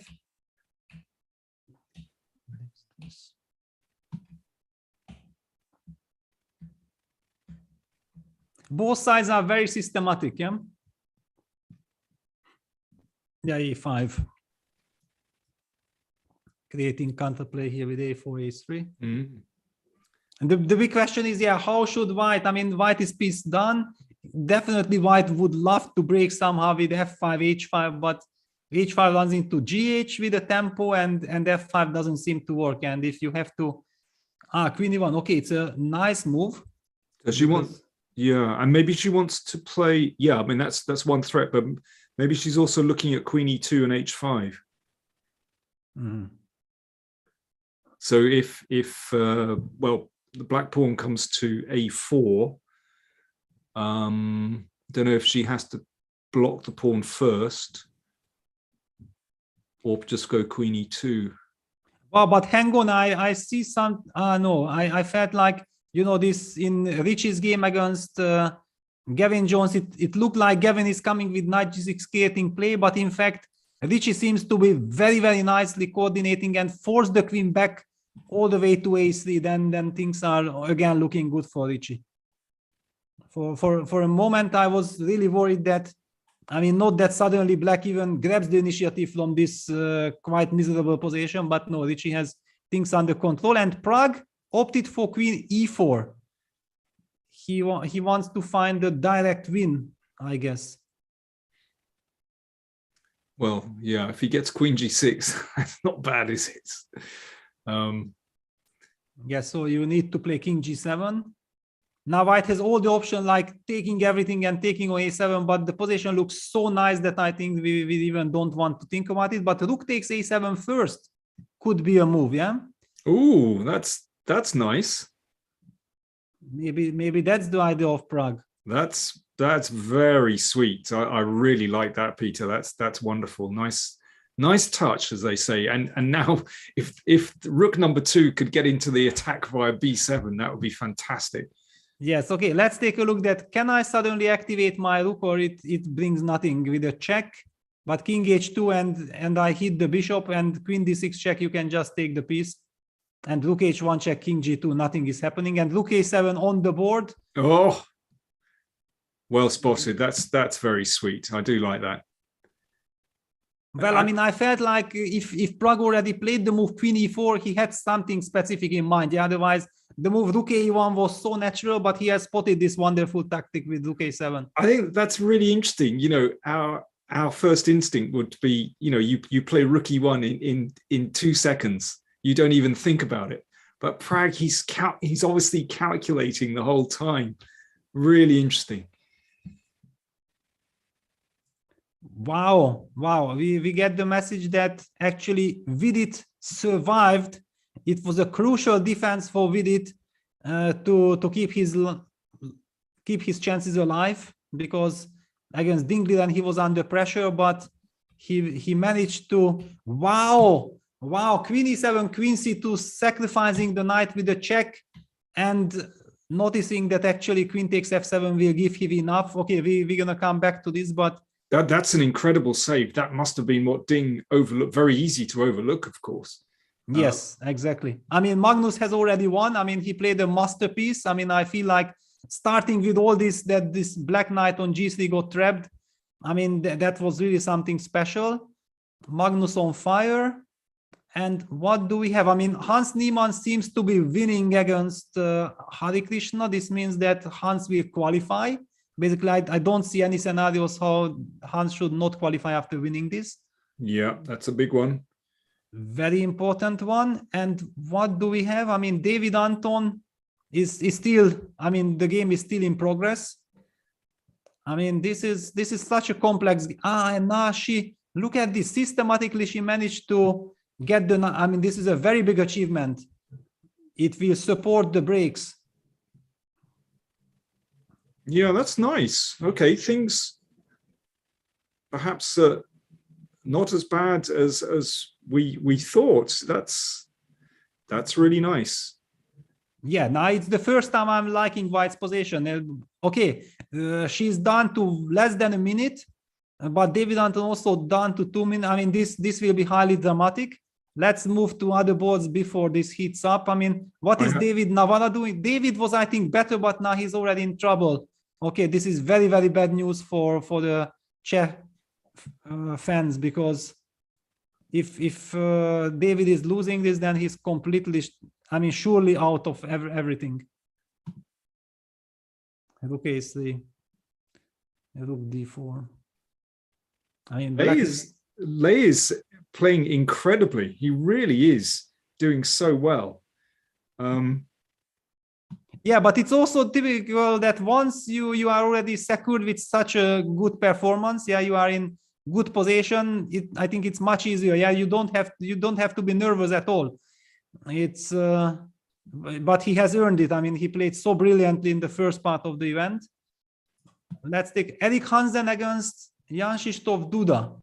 What is this? Queen versus 2 rooks. I mean, if Erik wins this game, then he I think you told me he started with 12, he won 15. If he wins 18 points, he is back in the mix if he wins this. He would have a theoretical chance. Yeah. Yeah, and also the momentum on his side, yeah, because it would be 2 consecutive wins. It would show that he's on fire, but he still needs to win this, and we know that Jan-Krzysztof Jan-Krzysztof is very, very resourceful. I mean, but Queen d4, yeah, the spin. That's quite unpleasant.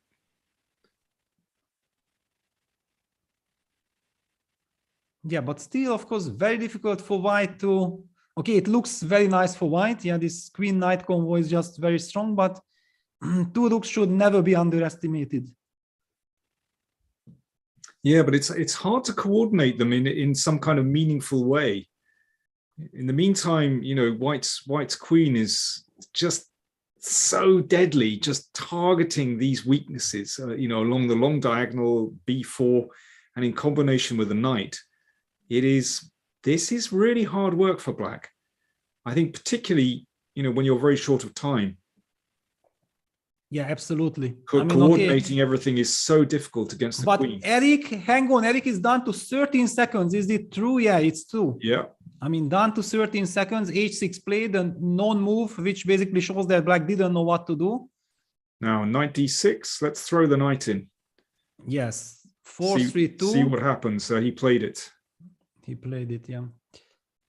Knight is coming closer. The b4 pawn is hanging. I mean, I see Prag is winning his game. Yeah, it's basically game over against Jordan. That's fantastic news for Prag. And here now all the chances for Eric as well to still fight back. Or can we go to Rapport against Jones. Gawain is back in the game. He's back in the game. Incredible.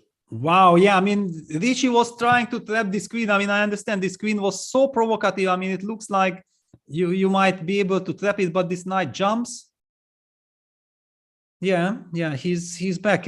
But hang on, yeah, bishop f5, then queen a2 check, and the a5 pawn is hanging. Wow. He hasn't managed to control it.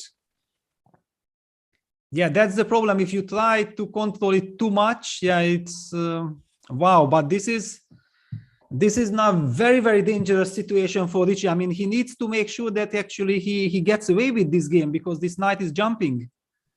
Yeah, definitely. This knight is jumping. Just a quick reminder, Rapport is on 19 points. He's actually in 9th position at the moment. Yeah, and he's in the middle of the whole mix. He's in the pack. He's in the pack. Let me just see who he's got. Black against Lei in the last round. Not easy. So Richie could be in trouble. He really needs to try and put this one away. Yeah, but now also at the same time he needs to make sure that he's not running any risk. Yeah, because this knight is knight g6, knight jumps to e5. I mean, this is very easy play for black in time trouble. Beautiful square for the knight on e5. Bishop b1 just in time to lock black's queen, because if black's queen joins the party, it's game over automatically. But this should keep the balance. Yeah, probably it's a fortress for both sides, because black can't bring his king to it. Yeah, Gavin immediately wants to walk his king all the way to c7, and then he might break with b6. Exactly. I'll tell you what, this is very difficult. And is white's king going to wander up? If black's king goes to c7, is white's king going to wander up the board to f6? Yes. Oh, this is mad. And all the time, black's queen is sort of imprisoned on a3. It reminds me of that very early basic computer game on Atari. What was it called? Breakout or something like that. I can't remember the name of it. Where you have that ping pong ball that breaks down. That one, I played it a lot. Yeah, this was breaks amazing. Down the wall, and you have to. And then you had to get to the back, more space and things like this. Yeah. Yeah. Is it a really simple one on the really basic computers? Yeah, but was so much fun. In fact, I love those very simple, like Digger. I was a big fan and a big expert actually on Digger, and this game. Yeah, What was the name of it? I can't remember. The Digger one. No. The one with the ping pong ball. I don't know the name. To break down the wall. Anyway, who cares? No, I do care. You do care. I do care a lot. Yeah. Okay, Richie goes g6. He wants to break this construction. Richie wants to break this construction, but what does it mean? Fg6 bishop, but now the queen is alive. Queen a2, bishop c2, still locking the queen out of the game. Queen a2, bishop c2. Okay, but then in any case, the black king wanders over to the queen side. Yes, and this is still, I mean, with this monster knight, anything can happen. Yeah. All right, but this will be a long torture. Let's go to David Anton. This has completely exploded. Wow. So in fact, he sacrificed the piece back, everything, but now white's king is in a terrible danger. Queen b4. And there is still this incredibly annoying f3 pawn. Yeah, without this f3 pawn, maybe things would be absolutely fine for white, but well, it's gone, isn't it? It's completely gone, because now advance the a pawn. It must be game over. Just a4, a3. Yeah, and this is such an important game for David Anton. Yeah, he needs to win this game, and then his chances are also very good. Yeah, then he's really in the mix. Then he's looking good. Oof. But actually, Gavin Jones managed to get his queen out. I mean, this is looking very scary now. This queen knight combo against this queen bishop. This is a total nightmare. I mean, oh my God. I mean, Richie needs to keep this somehow. He needs to keep it. Well, he's activating his queen, so he has his chances as well to try and. Yeah, but queen h6. Yeah, queen h6, a little bit annoying. Okay, Gavin immediately, yeah, he's just systematically wants to make sure that his king will be out of any danger. So what else do we have? Yeah, David Navarra in a lot of trouble. Oh, but wait a second. In that position with the king on d8, queen g5 check. Queen g5 check. Because king. And there's a check on e7. Yeah, but and then knight d7. No, this is what, yeah, because bishop f5 runs into queen h5. Oh, bishop check, f5, but, queen h5 check. Okay. But right. still, I mean, I'm not happy with this. Yeah, why? I mean, why not queen h6 stopping any of this counterplay? But okay, now queen g7. Okay, whom am I? I'm rooting for Richie. Of course, he needs to survive. I mean, Gavin already survived this game. Now Richie needs to make sure that he is not gonna lose it, because that would be just completely crazy. Yeah, it's gonna be a draw. It's gonna be a draw. So David Anton won. Lek Van Gliam is beating David Navarra. So poor David Navarra will be out of the fight. And all eyes on Eric Hansen against Duda. Then this is the big game, because it all depends if Eric's chances will still be alive or not. Look b4. Queen h5. I'm guessing queen h5 or queen d8, also very tempting to enter there. But yeah, queen h5 was the more natural one. Both players 17 seconds on their clocks. Okay, listen, let's stick with this one. This is crucial. Actually, it's the only game. Everything. Okay, the Gavin Jones, but that will be a draw. And Duda on 19. Duda's in 9th position. Rook f4. What a cheeky move. What a cheeky move. What a defense. Yeah, what a defense. But what it will help, that's the big question. Well, he was trying to get his rook to the second rank to hit f2, but yeah, now it's got to move back again. The computer eval says that suddenly the position has really turned in White's favor. I'm not exactly sure why. Maybe the knight gets to f6. King g7, knight e8. Well, I mean, just that Black has to watch out for so many things. Yeah, that's the problem. I mean, White's king is super safe. I think knight e8 is the issue. Coming to f6. Yeah, combined with some queen c8 check as well. But still, thanks to this knight on what? Queen c5, look at evolution bar, because rook c7 traps the queen. No! Rook c7 traps the queen. That's incredible. It's happened. Unbelievable. Oh, Eric can't believe it. Well, we can't believe it either. I mean, okay, Duda is just of the blue. What a luck. What a luck. Amazing. Huge win for Duda. Oh, what a shocker. And that puts paid to Eric's chances. He can't believe it. He cannot believe it. He was in such control there. And, you know, when the rooks are split, you know, it feels like there's no danger. It feels like White has this wonderful initiative. Let's just go back a move instead of queen c5. Let's have a think. How should White be playing this one? Yeah, maybe, just queen c8, actually. Yeah, queen c8. Okay, we had similar positions already. I mean, you remember I was mentioning that with queen d8 you can, but of course now you gain the tempo. Now knight e8. Knight e8, okay, this. King g6. Now queen c5. Queen c2. Okay, that's just... Oh, is that strong? Very systematic, yeah? Yeah, and the king comes forward. I was looking at queen c5 and queen f8, but this is queen c2 is obviously, very strong. It looks like it just to win, yeah? Yeah.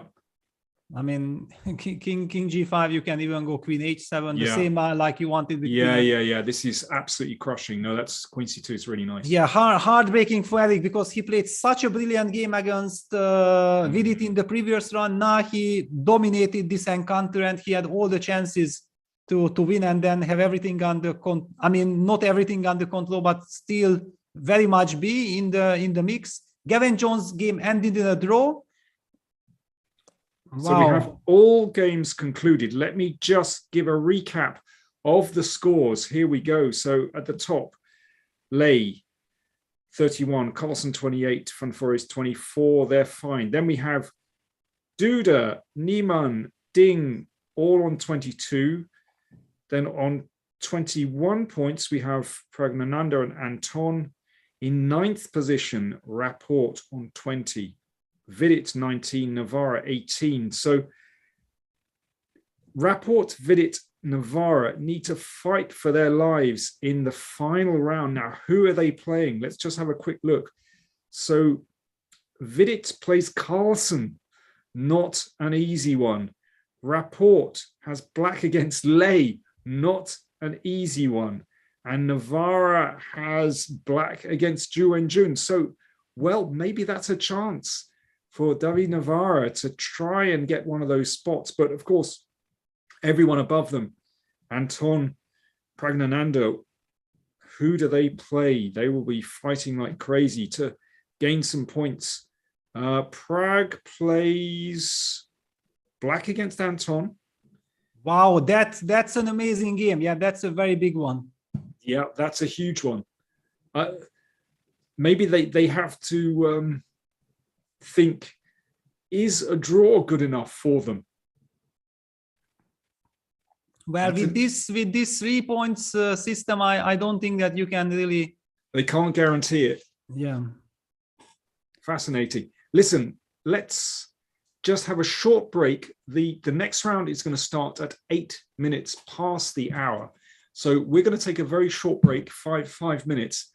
Do join us for an absolutely crucial last round. We'll be back in 5 minutes.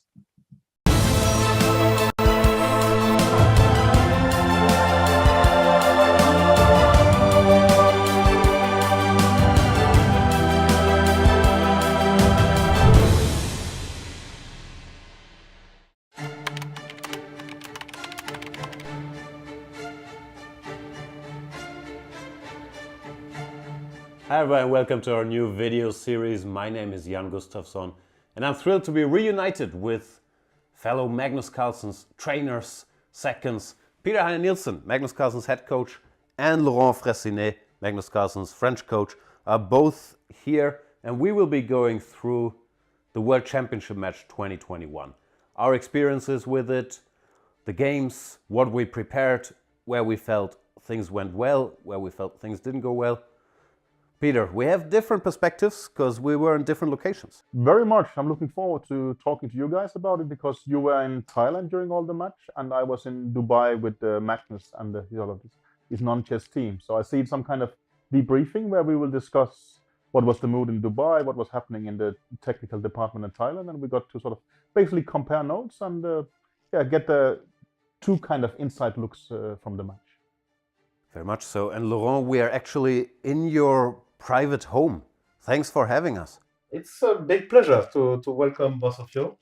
And I'm sure it will be interesting to talk to you guys about the match. Likewise.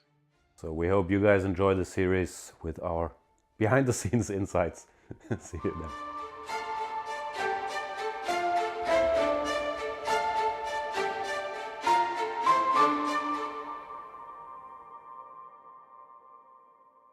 Air quality isn't the first thing that comes to mind when you think about chess and esports, but it affects our focus, decision-making, health, sleep, and more. What's in the air you breathe? Find out with Air Things. It's time to take control of your journey towards chess mastery. Magnus Carlsen introduces Chessable, the definitive solution for studying chess. Move Trainer uses the science of spaced repetition to identify your strengths and eliminate your weaknesses. There's no need to set up a board, remember which page you're on, or keep track of all the moves you miss. Move Trainer empowers you to go from the opening to the endgame with confidence. It's a seamless, effective, and fun way to study chess. Choose from one of the largest online chess libraries in the world, with hundreds of titles ranging from classic books through to our exclusive Chessable courses, including over 100 free courses.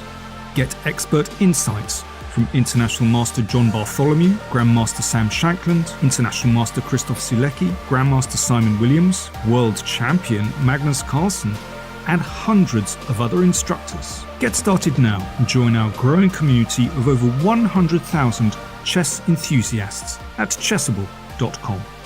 Chessable, take control of your journey towards chess mastery.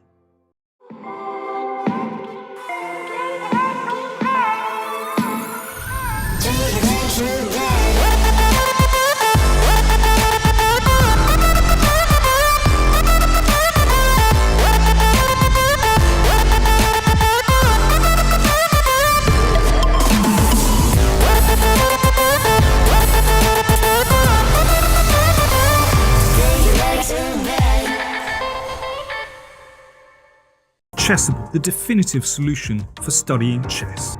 Choose from one of the largest online chess libraries in the world, with hundreds of titles ranging from classic books through to our exclusive Chessable courses. This is John. John loves to study chess. This is David. David loves to study chess as well, but efficiently. John spends more time setting up the board and figuring out what's on the page of his book than he gets to study. David likes to take it easy and use his time wisely.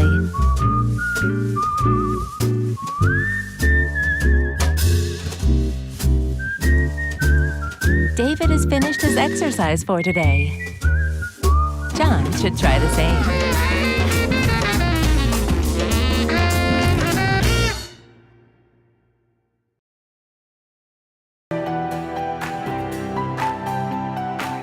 Okay, so let's send a challenge.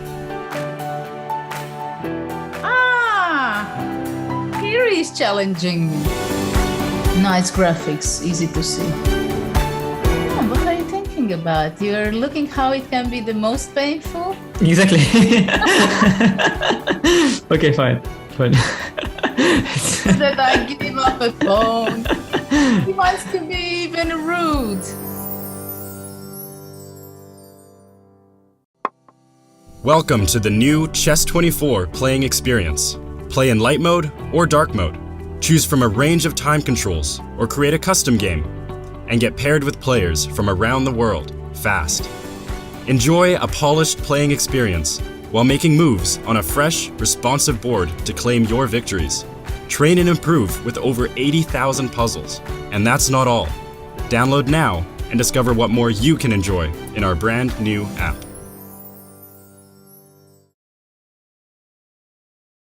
I'm ahead of the game.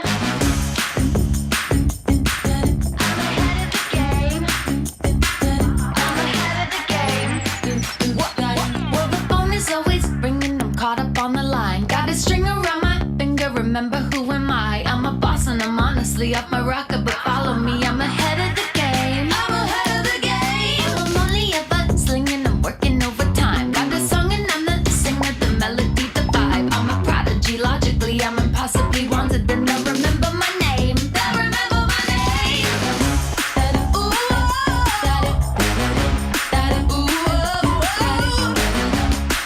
I'm ahead now. I'm ahead of the game. I'm ahead of the game. Ooh,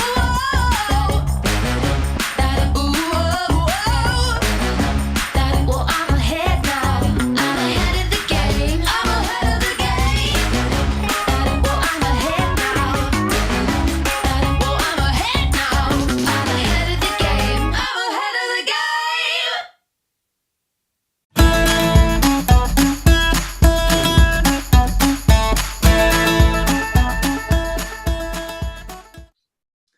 Welcome back to the last round of the preliminaries in this charity cup. The Play Magnus Group has partnered with UNICEF, so funds are being collected for children in Ukraine. So do consider supporting that fund. You can see links on the website page. But wow, we have a fantastic last round in prospect. It is so tight. Remember, it's just the top half of this 16-player all-play-all that will make the cut into the knockout stage, and it is so tight. You can see the scores there. So, I mean, one absolutely crucial game, Pragnananda against Anton in the last round, but we need to look out for Rapport, Vidit, and Navarra as well. Well, but look at this. Rapport is in a lot of trouble. I mean, he plays against Lek Van Liam with the black pieces. He wants to take risks. He was willing to play the King's Indian, but Lek Van Liam says, you know what? I mean, I have already won the preliminaries. I know that you need to play for a win. What you gonna do against the action? I mean, this D takes E5, takes knight D5 line in the King's Indian. I mean, this might be just very tough to face. I mean, black has 0 winning chances. Black has 0 winning chances. I mean, this case, then Rapport really needs some decide. I don't know. Does he have a chance to? No, maybe then not. I mean, he needs to win. He needs to win at all costs. And he goes 98. Yeah, he goes 98. It's the only move. I mean, the main theoretical move, knight takes D5, CD5, C6 is considered to be the immediate draw. But this is just not a result. It's just not possible for Richie to accept this. He goes 98. Bishop G5 bleeds out. But this was supposed to be some kind of an advantage for white. I was going to say, now black is worse. Once white gets in C5 and bishop C4 or something like that, then it can be just worse. Okay, bishop E6. Yeah, that's necessary. Okay, now there's a threat I can spot. Even at this time, I can spot a threat of knight E7. So I guess he's got to play knight D7. Well, you could play knight A6 actually. Yeah, knight A6. Also, maybe even a move like king F7 isn't. I mean, king F also possible. But yeah, basically, okay. This is king F7 played. It's a very tricky spot because I don't know exactly how much Lek Van Liam knows about this type of line, because it's definitely not his style. We have seen him play against Magnus Carlsen, the H3 line in the King's Indian. Yeah, he was going for the maximum. I think there he was showing his real preparation. And here he just decided to play as solidly as possible, playing a drawish line, but without really knowing this position. I'm not sure if it's such a good choice. Well, let's see. Anyway, Richie has found a way to at least keep pieces on the board, but it's going to be a tough one to win that, and he really needs to win. Duda and Ding have made a quick draw. Well, they're guaranteed to qualify. We should go to Hans Niemann. He's playing black against Jan van Foreest. Now, he's played super solidly there. Yeah, but basically here I feel like both of them are super safe. Yeah, I checked the standings, and Hans, I think, is in no danger.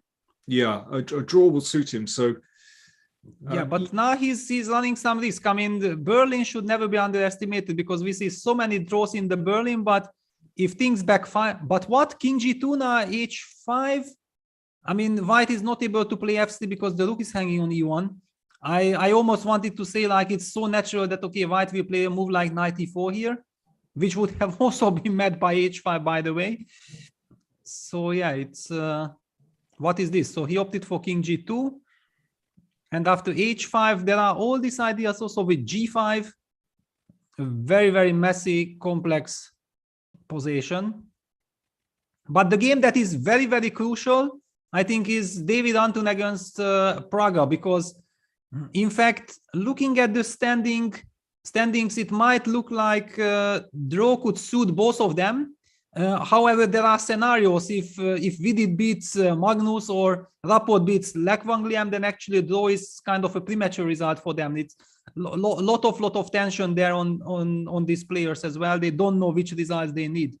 Yeah, I mean, looking at the standings, Vidit would have to beat Carlsen. Navarra would have to win as well. Okay, Navarra has a chance because he's playing Ju and Jun, but I think a draw would be a reasonable result. But the thing is, they're not. I don't think they're calculating like that. I think they're just going to play chess, you know. And actually, we have a pretty sharp position on the board. Well, it's preferable to play chess, but I have noticed this in the previous Airthings Masters. In the last round, the results, the tournament standing was heavily affecting the play of the players. I mean, everybody was super nervous. This tension of not knowing that stability is good or not. Yeah, do I have to create some counterplay, some mess on the board? But then suddenly it turns out that according to the other results, draw would have been perfectly fine.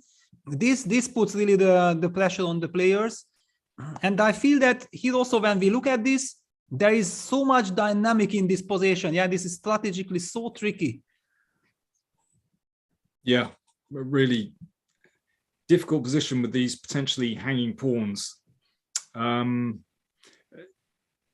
We'll let that one unfold. I want to go to Vidit against Carlsen because Vidit has to play for a win, and he is indeed going for it with this h4 move against the Grunfeld. Well, you've been a Grunfeld player in the past. What's your feeling about h4?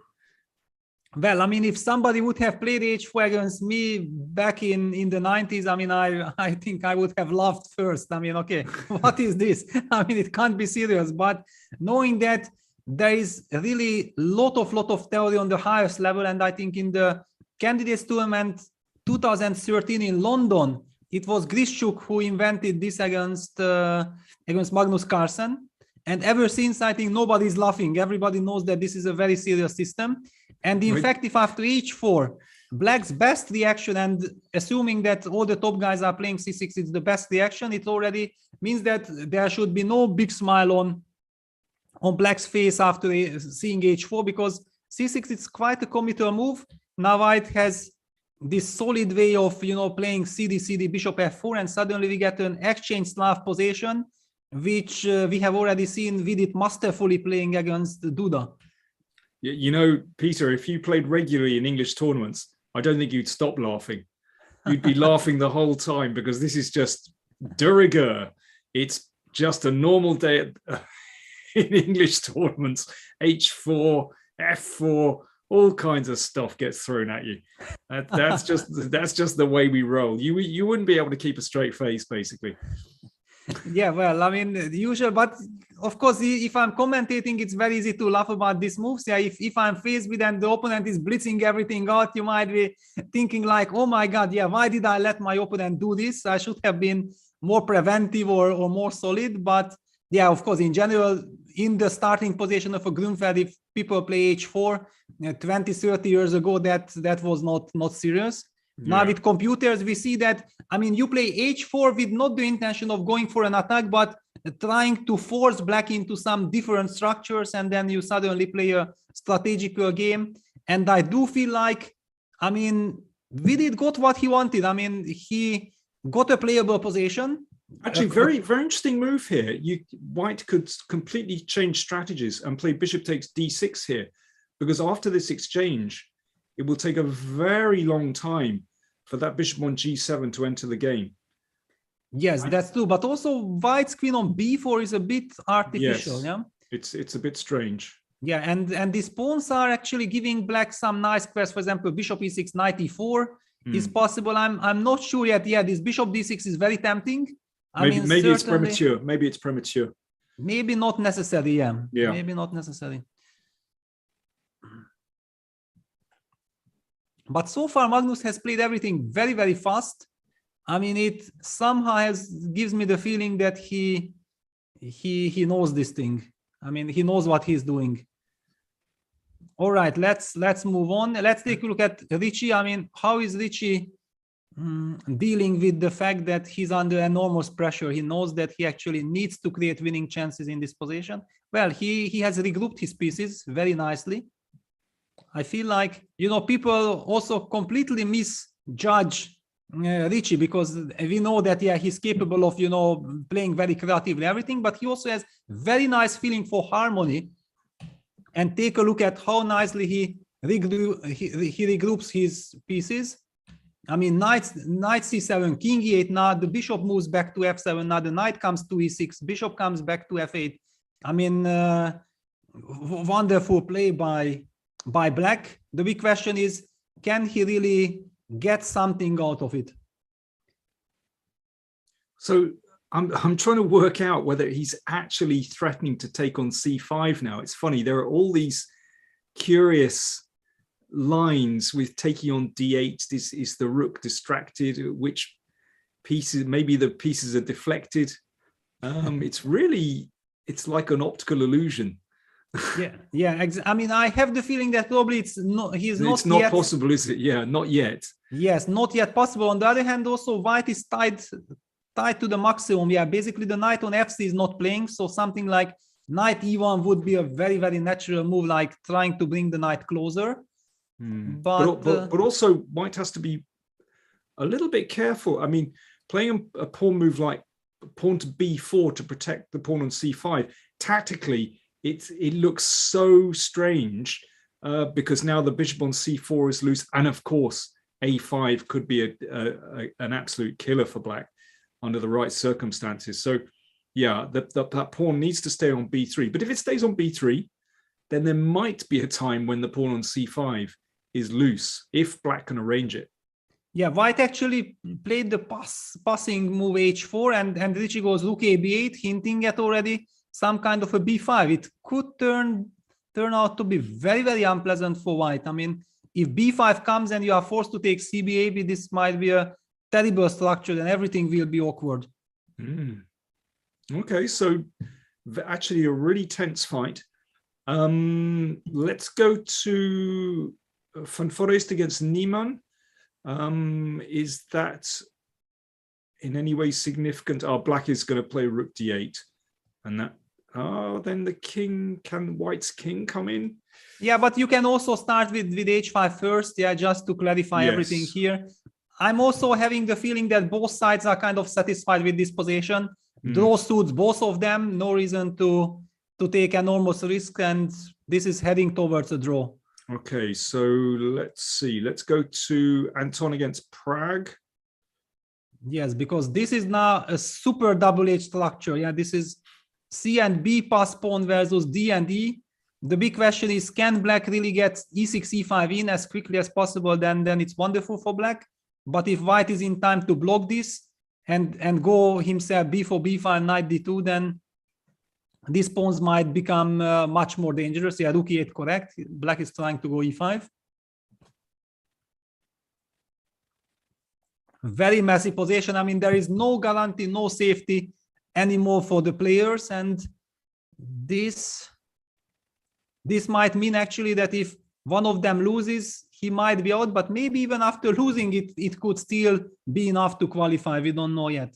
Yeah, I mean, I think, Vidit's game against Magnus is actually really crucial if Vidit can win. So let's see. He needs to go for it. I mean, in some ways, it's quite a very clear situation for Vidit. He knows he has to just keep going. He knows that he has to generate winning chances somehow. Queen b6. Threat start. Well, I was going to say b4 is a threat. In fact, it's not quite a threat. It could be a threat. b4, knight a4, queen takes d4 is possible. I mean, even that is super funny. Yeah, just to illustrate what we are talking about. If white just ignores and, for example, b4, knight a4. Yeah, we talked about this. White captures with the knight. B takes a3, bishop d6, e d6, knight f5, g f5. I mean, we have 3 double pawns for black, but actually black might be super fine because black's knight is coming to e4. Nothing to worry about. Should be enough counterplay, but it's just super funny. Of course, white goes queen b2. In a practical game, you just don't want to mess around with this b5, b4 ideas. But it feels like Magnus has found his feet. Absolutely, yeah. Now this knight can come to e4, and this strange looking knight on d6, the problem of this knight will be resolved. Well, I'm not really seeing how Vidit can do magic here against Magnus. Not at the moment, but he's going to try. He's going to try. And okay, David Navarra. We haven't seen David Navarra. We know that his only chance is to win. He needs to win, and it might even not be enough, but there are scenarios when it could. So he's trying everything what he can. He went for the the Benoni. And especially after G3, this is very well known that, okay, this is a very double-edged position, a lot to fight for. And David also has a lot of experience, I think, from black side. Also probably from white, but he has played quite a lot of games with black like this if he needs to win. Bishop f4, knight g4. Yeah, this lovely trick is the point of black's move order. So now bishop takes d6, runs into queen b6, hitting the bishop. And after bishop f4, queen takes b2, hits the knight and hits the rook. That's the justification of this whole knight g4 idea. And now after a5, he was in time to solve the problem with knight d5. And it's kind of considered to be fine. This is already absolutely messy, double-edged middle game with mutual chances. This is the current position. That's probably, if I were playing black, I would start cheering. That's probably the best Benoni I've ever had as black. I mean, really. I mean, of course, it's still very unclear, but yeah, that's a very good result out of the opening, basically. Yeah, so this one looks good, and then okay, all eyes for me at the moment on Richie's game, because this is very important. If Richie creates chances, and I mean, look at this pawn structure. If the c pawn is traded for the a pawn, because cb6, ab6 happened, and this construction, I mean, I feel that black has incredible potential, and white needs to be very, very careful. Now, this knight e1, knight d3, I did not understood the move h4, because it felt to me like white should have immediately transferred his knight to d3. Richie goes knight d4, trade on f7. I think this is an extraordinary achievement of Richie. He's played so carefully, you know, to get to that to this position. But here we go. White is starting the play on the king side, f4, trying to undermine black's knight in the middle. Yeah, and also to create counterplay on the f file. And of course, the big question is, yeah, if black gonna push c5, then probably white will immediately jump back with the knight. Yeah, black pushes b5. Black pawn on c6 is wonderful, covering d5 square. You don't want to push that. And that pawn, yeah, b5 knight c3 on the board. Now, of course, the big question, yeah, how do you reinforce the e5 pawn? Yeah, because fe, knight e5 is a big threat at the moment. Maybe the knight, I was going to say, it has to go back to e6, and then I'm a little bit worried about the loose knight on d7, but... Yeah, but he just came from e6 to d4. Yeah, it's not easy to go back, yeah? Psychologically. But maybe he needs to. But yeah, the knight's still on d4 at the moment, we should say. That's yeah, knight is on d4. Yeah. I mean, both players are playing very fast. Yeah, Leko Liam also pays attention not to fall behind on the clock. He probably has noticed that Rich is always up on the clock and putting the pressure not only on the board but also on the clock. So it's a really tough decision. But maybe I was just wondering if it's possible. I know it's very anti-positional, but to play c5 anyway, I know it allows the knight into d5. However, it could be that black can start to break open the queenside with c4, and actually white's king could be in trouble. Yeah, that's very sharp. That's the dynamic idea. Yes, c5. For example, okay, let's take a look. If I take on e5, how do you recapture? Which way? Well, I'll play pawn takes because I want to have the option of c4. Exactly. Because otherwise I would take on d4 and you need to capture with the e pawn. Yeah. And okay, I jump knight d5. Well, here is the big moment. So if c4, can you take on e5? I can take on e5, hangs. Yeah. Oh, Richie's checked first and then played c5. Now, how does that change things? He definitely wants to go for this c4 idea, but we see the evaluation bar does not approve this. Apparently, there is some flaw in Richie's calculation, but it's not yet obvious.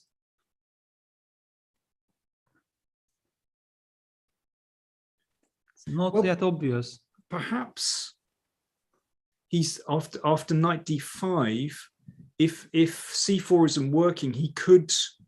I'm just wondering whether he can just put the king in the middle on e6. Oh, but that's I know it's pushing it.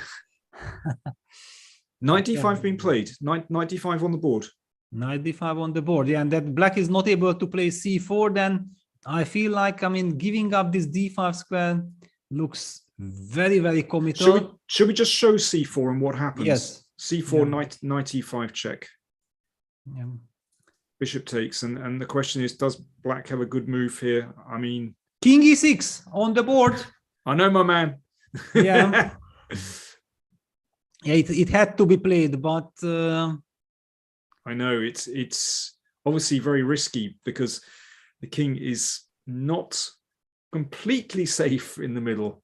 yeah, I'm also afraid of not that suddenly white can switch to the f file and create some ideas, some mating ideas there with rook f6 check.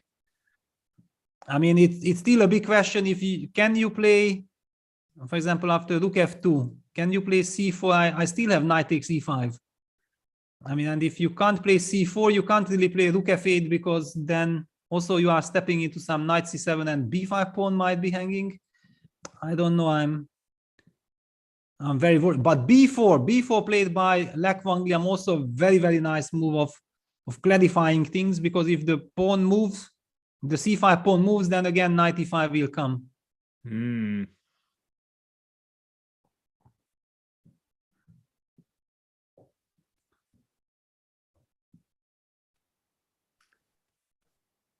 Yeah, this is, I mean, it's a very unpleasant move to face, seeing that white is getting a super safe position. Yeah, and Richie needs to win. I mean, he doesn't know how the other games are going.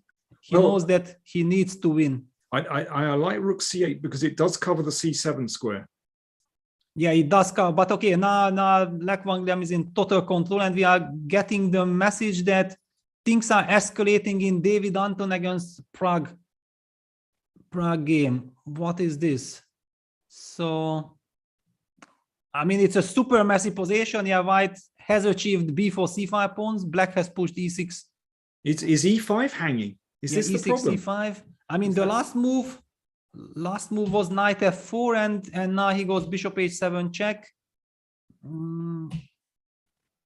If king h8, then taking on e5, and then f7 is hanging. Yeah, but this case, then maybe we should just move the king to f8. Okay, fine. Oh, all right. So let's. Yeah, on the board. Let's see. So let's just take on e5. Knight e5. Which one? Yeah. Knight f. Which one? I don't know. Knight f. Go on.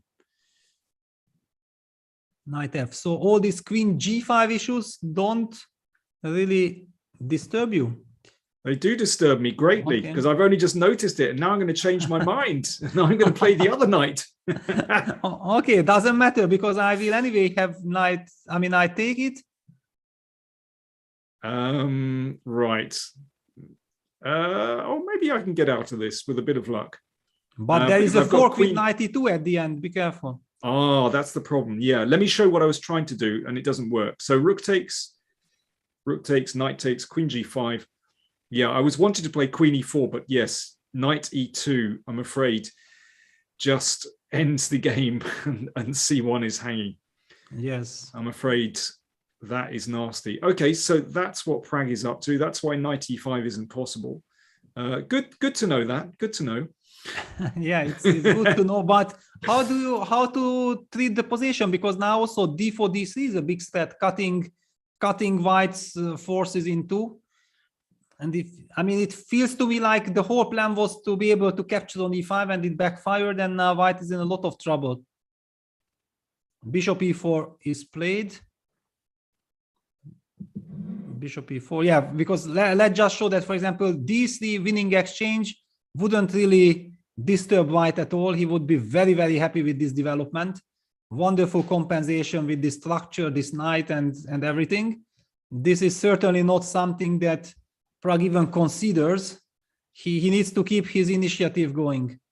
Yeah, I mean, I suppose Anton will be looking just to push the knight with g3.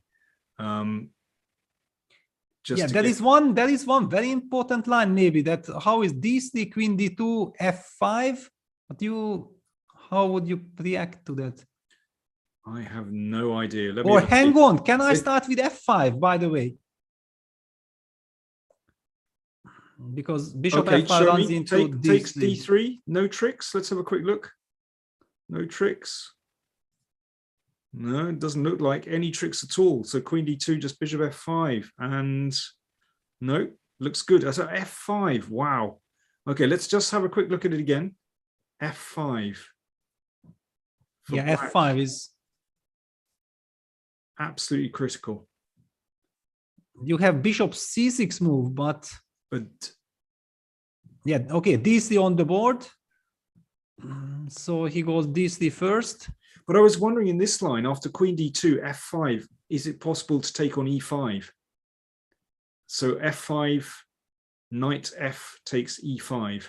Yeah, and then I don't know all this queen g5 business, how to evaluate it, what is happening. Oh yeah, then there's knight h3 check threatened.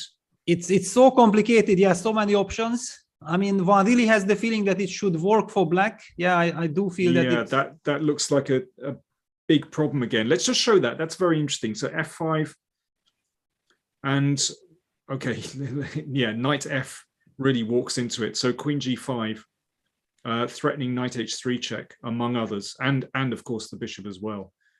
And the knight, yeah. In fact, that's not looking good for white at all. Yeah, not looking good. Well, no, maybe taking on e5 first, because then the white queen is unprotected. Yeah, even, but yeah, somehow this is not working out for white. I mean, at least that's how it feels. Yeah. The big question, however, yeah, just knight e2. I think just giving the exchange, I would be very, very happy. I mean, unless something very quickly f5 e4 happens. And works move pen move well. Feeling wise, I should be happy with white. Let's go back to Rich's board. We've got some developments there. Wow, super sharp position. Okay, white is trying to trap this bishop. Knight on d5 is a monster, but the rook is active on f8. Exactly. So that rook. Oh, let me just show. Oh no, I wanted to bring the knight to c4, but he's played it. So king b3. What's his idea? Is he just going to? Well, he can play bishop b2, but bishop b2 runs into knight d3. Yeah, that's impossible. Okay, so what's his idea? King here. He must have some sneaky plan. Hang on. Can you play rook e2? Can you play rook e2? Oh, and you trap the knight on. So king takes bishop, rook takes. Wow, that is really creative. And knight c3 runs into rook e3. Oh, that's brilliant. Wow. That is fantastic. Wow, then maybe That's white beautiful. needs to be careful and go rook d2 here, but that wasn't exactly the plan, I guess. Okay, and how does black keep things going after rook d2? King b3 on the board. Okay, yeah, rook e2. Yeah, typical Richie finding all resources instantly. Okay, probably white is in no risk. I mean, probably white is just able to draw this without problems, but Richie is in no trouble, but no trouble doesn't help him. Knight c2. Wow, and rook e4, then knight c3. Deadly. Black should not fall for this. Incredible construction. Oof, hits everything. Yeah, so knight c2, what a move.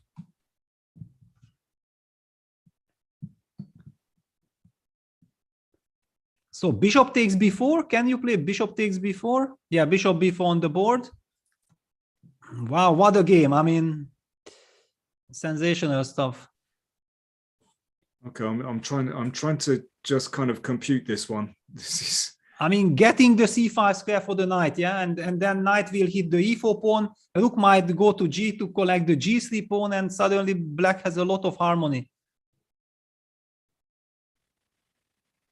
I mean, I really feel like the way how Richie is playing this game, he deserves to qualify. He deserves to qualify. bishop b4, knight db4, knight c5 check, king b2.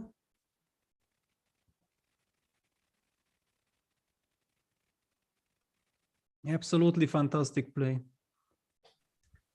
Yeah, but will it be enough? You know, it's going to be very hard to advance those center pawns when white has these knights. But okay, the active rook, yeah, the active rook, that's, and okay, of course, these pawns maybe should never move. They should just restrict white's knights, yeah. That's what white needs to pay attention. But okay, maybe now very quickly we should take a look at the other games to understand the situation. Let's see how Magnus is doing, because that's very, very important for the standings. How's Vidit doing? Wow, I mean, according to the engine bar, he has some chances. He got a nice grip with the knight on d3, protecting. He's got the pawn on h6. That's very important. But at the moment, Magnus is shutting out white's queen, but it wants to come around to e2 to f3. Then the queen gets in.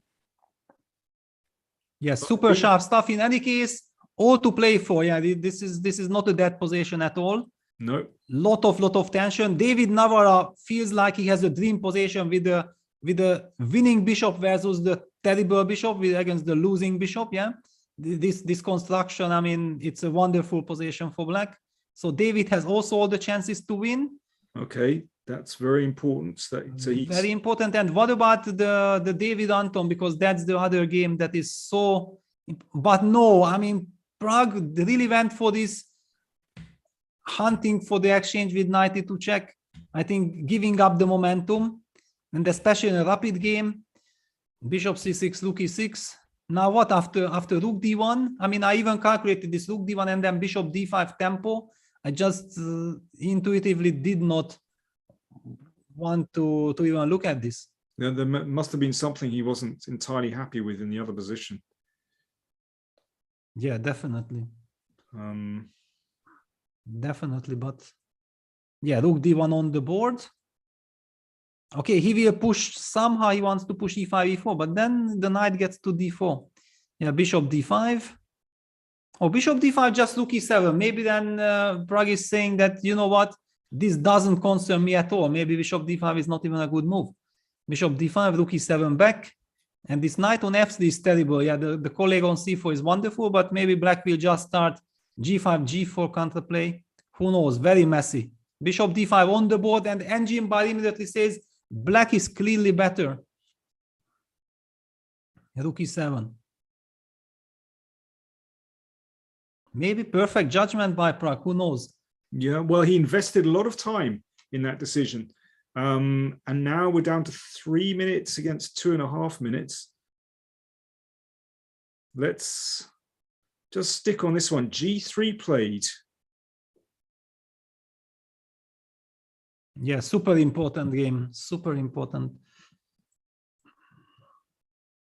So in fact, the other players should be rooting for a decisive result in this game, yeah, because that would give them the biggest chance of maybe catching up. I guess so. Let's quickly go to Vidit against Carlsen.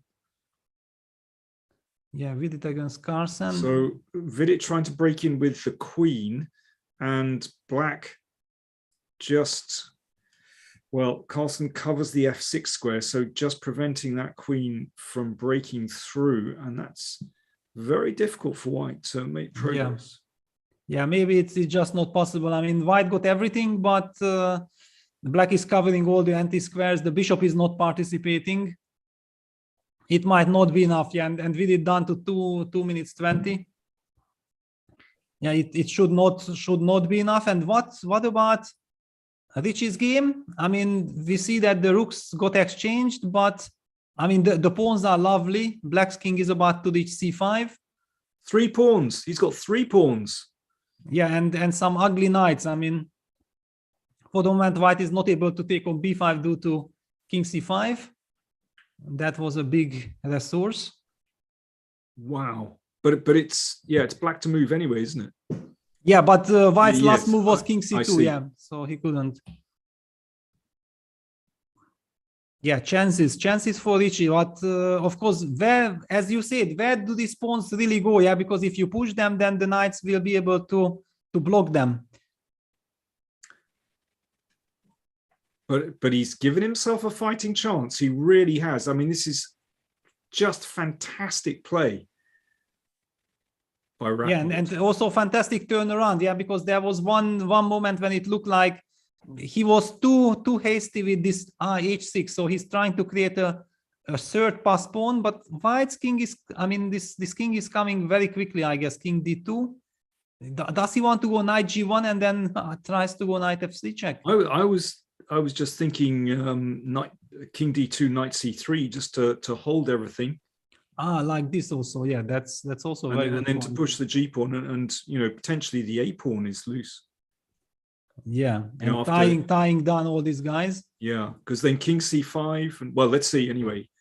I mean, just incredible that he's managed to generate a position where he has a practical winning chances. Amazing.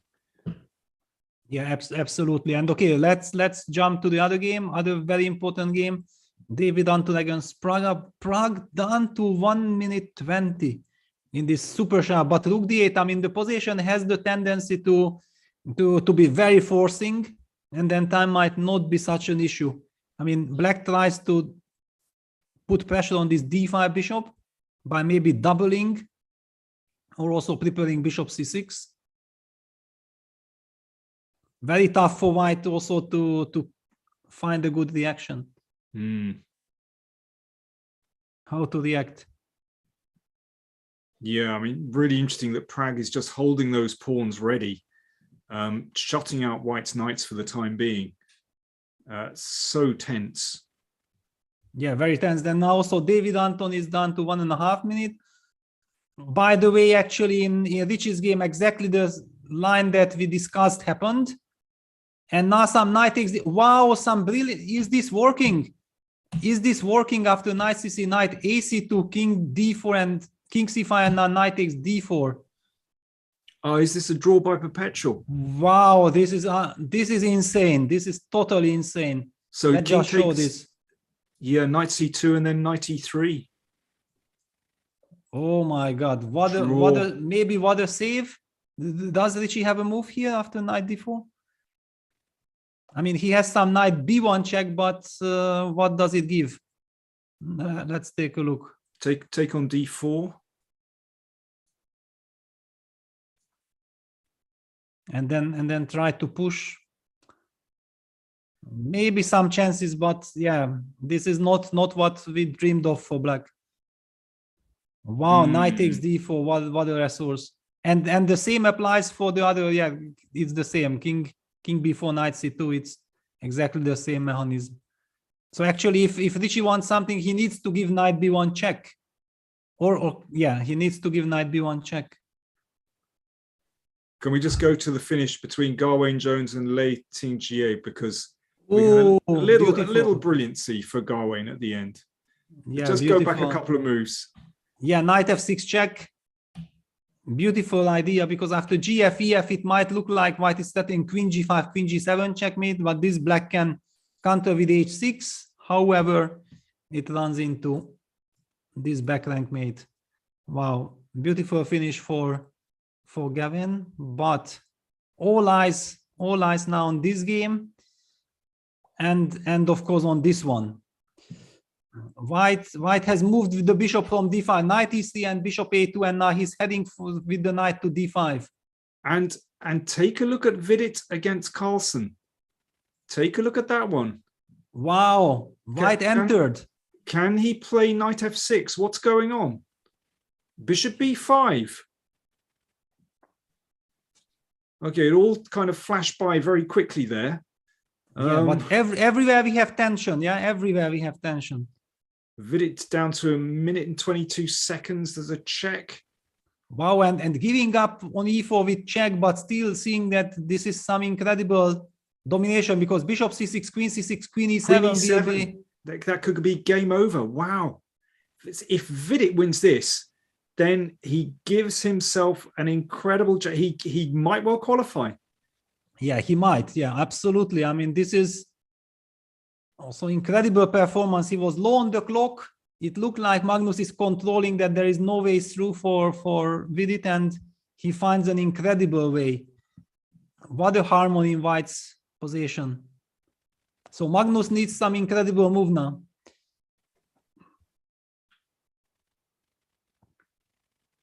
Wow. Wow. Okay. This is. I don't see a move unless he just has to play Queen F5 and exchange queens. Is it that bad? Queen F5 and just give up the piece. I don't see anything better. And then push a pawn and see what happens. Yeah, and should be lost. But who knows? Yeah, who knows? This pawn is very advanced, and then okay, knight d5, knight c3 or something. Knight b4. Yeah, this is the way. But let's just jump back to Praga's game. Wow, now this has definitely gone in White's favor, eliminating the f5 pawn. Yeah, incredible. Okay, there's stuff happening all over the place. Yeah, in Richie's games, in Richie's game, knight d4, knight a2 happened, but I was not such a big fan of this. I felt like now with all these isolated pawns, this is not, unfortunately, it's not a winning chance. Yeah, knight b3 check. Very hard to imagine. Very hard to imagine. Could be a draw. So back to Praga's game, down to 19 seconds and the position out of control, but still very sharp. Still very, very sharp. But down to 8 seconds, yeah, the problem is that now it's so much easier for White. White has total grip with this incredible knight on e3, and this pawn on e4 actually blocks Black's counterplay with the bishop on c6. White will just sit on the squares. Find it hard to believe that it can end well for Black. But okay, anything can happen with 30 seconds versus 18. 30 seconds. Bishop f1. So trying to get bishop g2 and then trying to hit the e4 pawn. Maybe. It's very hard to shake. Yeah, h5, opening up. That's how he's going to do it. That's the grit in the oyster. He's still got a chance. And with both players, we should stick on this board because both players down to almost nothing on the board, on the clock. Yeah, knight takes e4. So David Anton goes for the pawn immediately, judging that now queen f3 can be nicely met by bishop g2. Yeah, queen e5.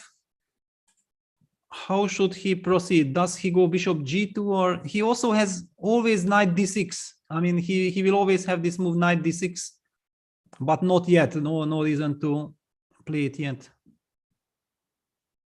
Bishop g2. Yeah, this is a good move. Yeah, very solid. Okay, h4. Then maybe knight g4. Who knows? h4. Well, that feels like the one that has to be tried. He's taken. He has taken on e4 with 6 seconds on the clock. Yeah, I mean, how do you play this position with few seconds on the clock? It's just impossible. But takes. I mean, one does not have a feeling that the rook can immediately attack this a3 pawn, and if not, then this is looking very bad. I mean, 3 pawns plus lovely coordination and beautiful pawns. Knight d5 is also threatened. Yeah, rook d4. Well, he's going to try and shake the coordination a little bit. Yeah, bishop b7. Okay. I'm seeing that the game between Lek Van Liam and Richie ended in a draw. Yeah, it ended. What a heroic fight from Richie, and what a save by Lek Van Liam at the end. Carlsen's played f6. Carlsen played f6. Yeah, now we can maybe jump back to this because okay, this one is a technical win for David Anton. What is this? f6, ef, queen f5. Yeah, so basically Magnus is going for that line, but he felt like it's important for him to... He's freeing the king first, so he can play king f7 if necessary. Okay, so that's a little refinement, which could be very important. But hang on, okay. Yes, okay, I understand. No, suddenly I thought that that is the move knight e5, and then the knight can get back to the pawn. But okay, knight f6 black gets very, very dangerous counterplay. But maybe knight e5, knight d3 is something that you are also tempted from white side, that the pawn is not reaching b2 at least. And now Vidit's down to under a minute. What this does to your nerves, he knows this is probably But hang winning. on, he can play knight c5 now. Yes, knight c5 on the board. Knight c5 he can play because b2 is met by bishop e8 and f7 and queening. Ooh. Wow, so in fact now knight f6, knight bc, knight g4 check and taking on it, but then knight d4, it should be a technical win for Vidit. Wow. Knight takes b3, e5. So at the moment it's only one pawn, but of course potentially the h6 pawn is about to fall. The big question, do you go f4? I think f4 is very tempting because you just destroy this pawn structure, you get the d4 pawn and it should be a win. No, but after exchanging, then knight h5 picks up the pawn. No, but how exactly? You can only pick up one. Takes. I see. All right, it's only one pawn, and the pawn the other one still remains, stands. Yeah, apologize. Yeah. Yeah, I mean, I also, because suddenly I already saw that I'm giving up h6 and then I'm losing f4. It doesn't work, but yeah, you can only take one. Yeah, Vidit goes king g2, king f7, f4. It's the same idea. More professional, just to make sure that he's in time to protect his f4 pawn, because the f4 pawn looks much more important. Okay, Magnus still trying to randomize. So takes on e5, knight g4. I mean, it looks insufficient, but the knight is tricky. The knight is tricky, yeah. By the way, David Navarra has won against the Juven Jones. So if something goes wrong for the other players, there is still some hope for David, but it all depends on other results. At the moment, Navarra is above Rapport, so Rapport is definitely out. He is definitely out. Yeah, Ricci after the draw has no chance. I mean, what a game by Ricci. I mean, but the same applies to what a game by Vidit. So how's Prague doing? Prague is not looking good. But still, if he can take on b5. Yeah, and after rook c5, at least there is some direct tension. Yeah, okay, king e4. Yeah, rook b5, c7. c7 is possible. Doesn't work. Yeah, rook c4. Now we will probably see king d3, rook c5, king d4. King f5 even. And then going for bishop e6 check. Going for bishop e6 check, and then white just wants to collect the whole king side with king g5, king h5. Yeah, it should be a win. Wow, this means that David Anton will, if he wins, then he wins all 3 of his games today and qualifies. And he's in 7th position already. So in fact, I think he's safe whatever, actually. Even if he loses, I think he's safe, because even if Vidit wins, but anyway, Vidit. No. That case, no. I mean, if Vidit wins, then these guys, some of them will be in danger. Sure, but not Anton, because I'm looking at the standings now. Yeah, but David Anton will win. Probably he will win. So definitely, yeah. Then the question is for Prague: if he loses, does he still have a chance to qualify? That's a very big question. No, he doesn't. He has no chance if he loses. No chance, yeah. But if he draws, then he's still in with a shout. So then he needs that. Magnus needs to hold this game against Vidit. Yeah, that's the very first step for Prague. Yeah, he needs to hope for some miracle, and that Magnus. I mean, there is not so much material left. I mean, white is of course piece up. It looks like if he coordinates, if things settle, then it should be an easy win. But still, there is some potential of draw his chances. But how to trade all the pawns? King g5. Can I try to go king g5? Does it work? Knight f8 played by Magnus. I mean, Magnus is hanging on to his h7 pawn. Knight d4.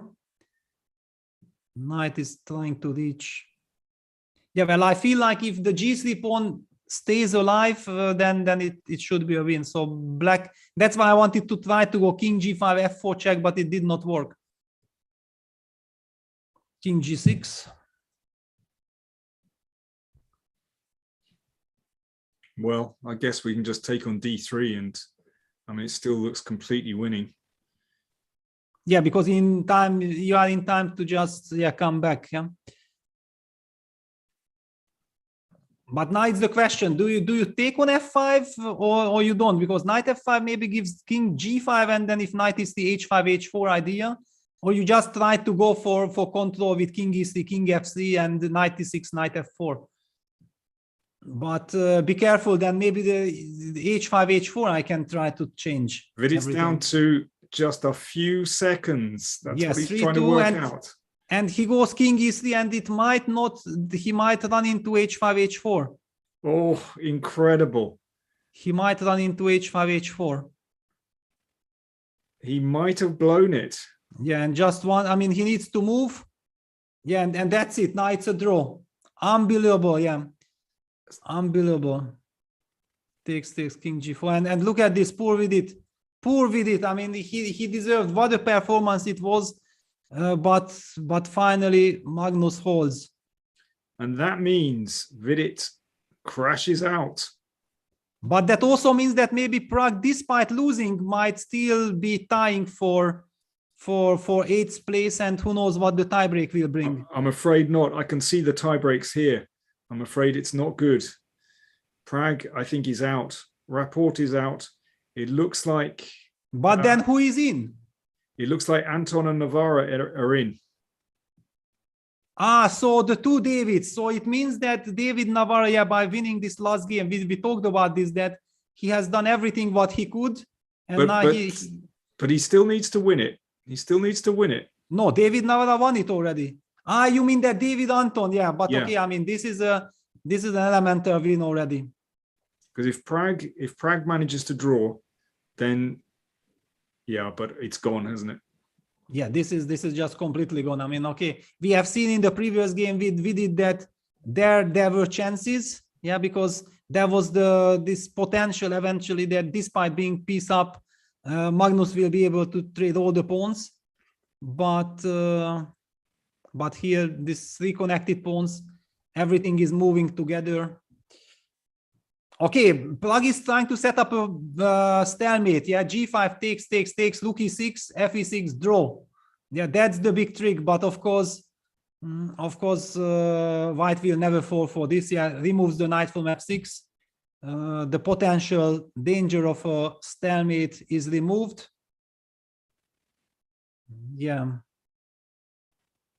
Yeah, I feel sorry for Prague because he's played a fantastic tournament, and even this game, actually, to a certain point, he was doing so well. And again, setting up a stalemate idea that the knight f7, rook f7, bishop f7, bishop h6. However, this anyway loses. But I mean, okay, he's trying to, knight f7, check on the board. Takes, bishop h6, g5, and then f6. And the bishop moves king f7 and then g6, g7. Yeah. I mean, that's very nice. Yeah. So that will be absolutely clear. So yeah, it looks like Navarra in 8th position. And then we have Niemann, Ding, Duda, Anton. I'm assuming this one's over. Wow, what an extraordinary last round.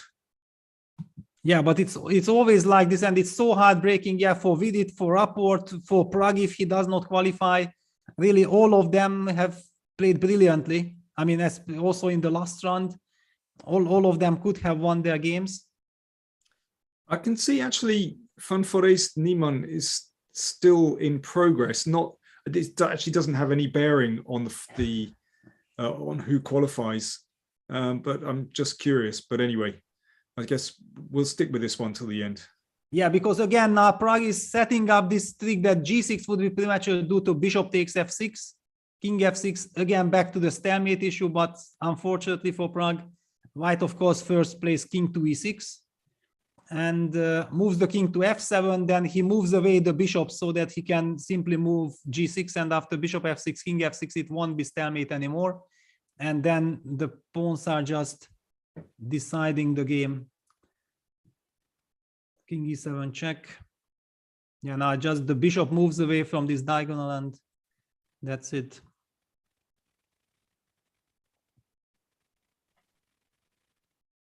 Yeah, first king f7, bishop a1, and then bishop c3.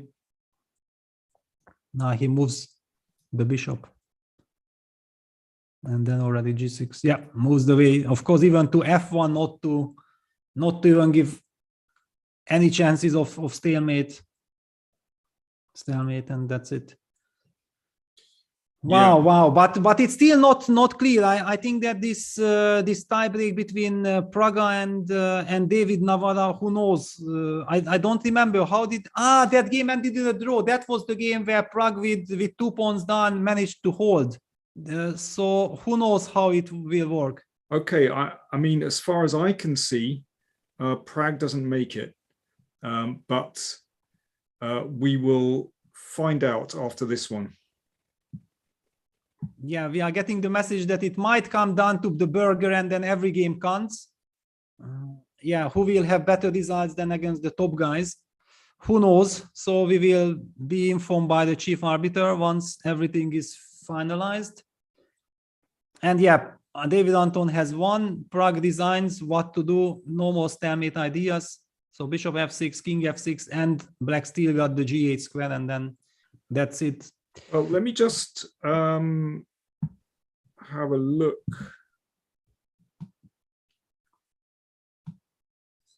Well, we still have this one game still playing, Foreest against Niemann. And this will go on forever, yeah, I guess. Or it's maybe it's impossible to win the c2 pawn, or I don't know. No, king b2. I think this c2 pawn will fall because there is no rook b8 check at the moment. And then white will give rook h3 check. He will collect the c2 pawn, and then from that moment on, we will be seeing 50 move game. Oh boy! I hope you didn't book a table for dinner. yeah. Goodbye with that. My wife's had enough. She's just gone out. I'm afraid I've blown it. I thought it was going to be an early night. I thought we might go out for dinner, but no. But hang on. Actually, we are laughing that this game is not important. Who knows if it's really burger between Prague, Nanda, and Navarra, then this game, the final result of this game might actually have a big impact on the burger for one of the players. So in fact, this game is battled for who knows what, for maybe something very important. But how do you win this c2 pawn? Unbelievable. It looks like it should be elemental to collect it, but whenever white goes bishop d2, bishop c3, then c1 or rook takes c3, I mean, in any case, it does not work. Can we start with bishop d2? And then king c1, of course. King c1. Yeah. And then finally we check this. Check the king away, exactly. Yeah. And actually, I think the pawn does drop. Yeah, it has to drop. It has to drop.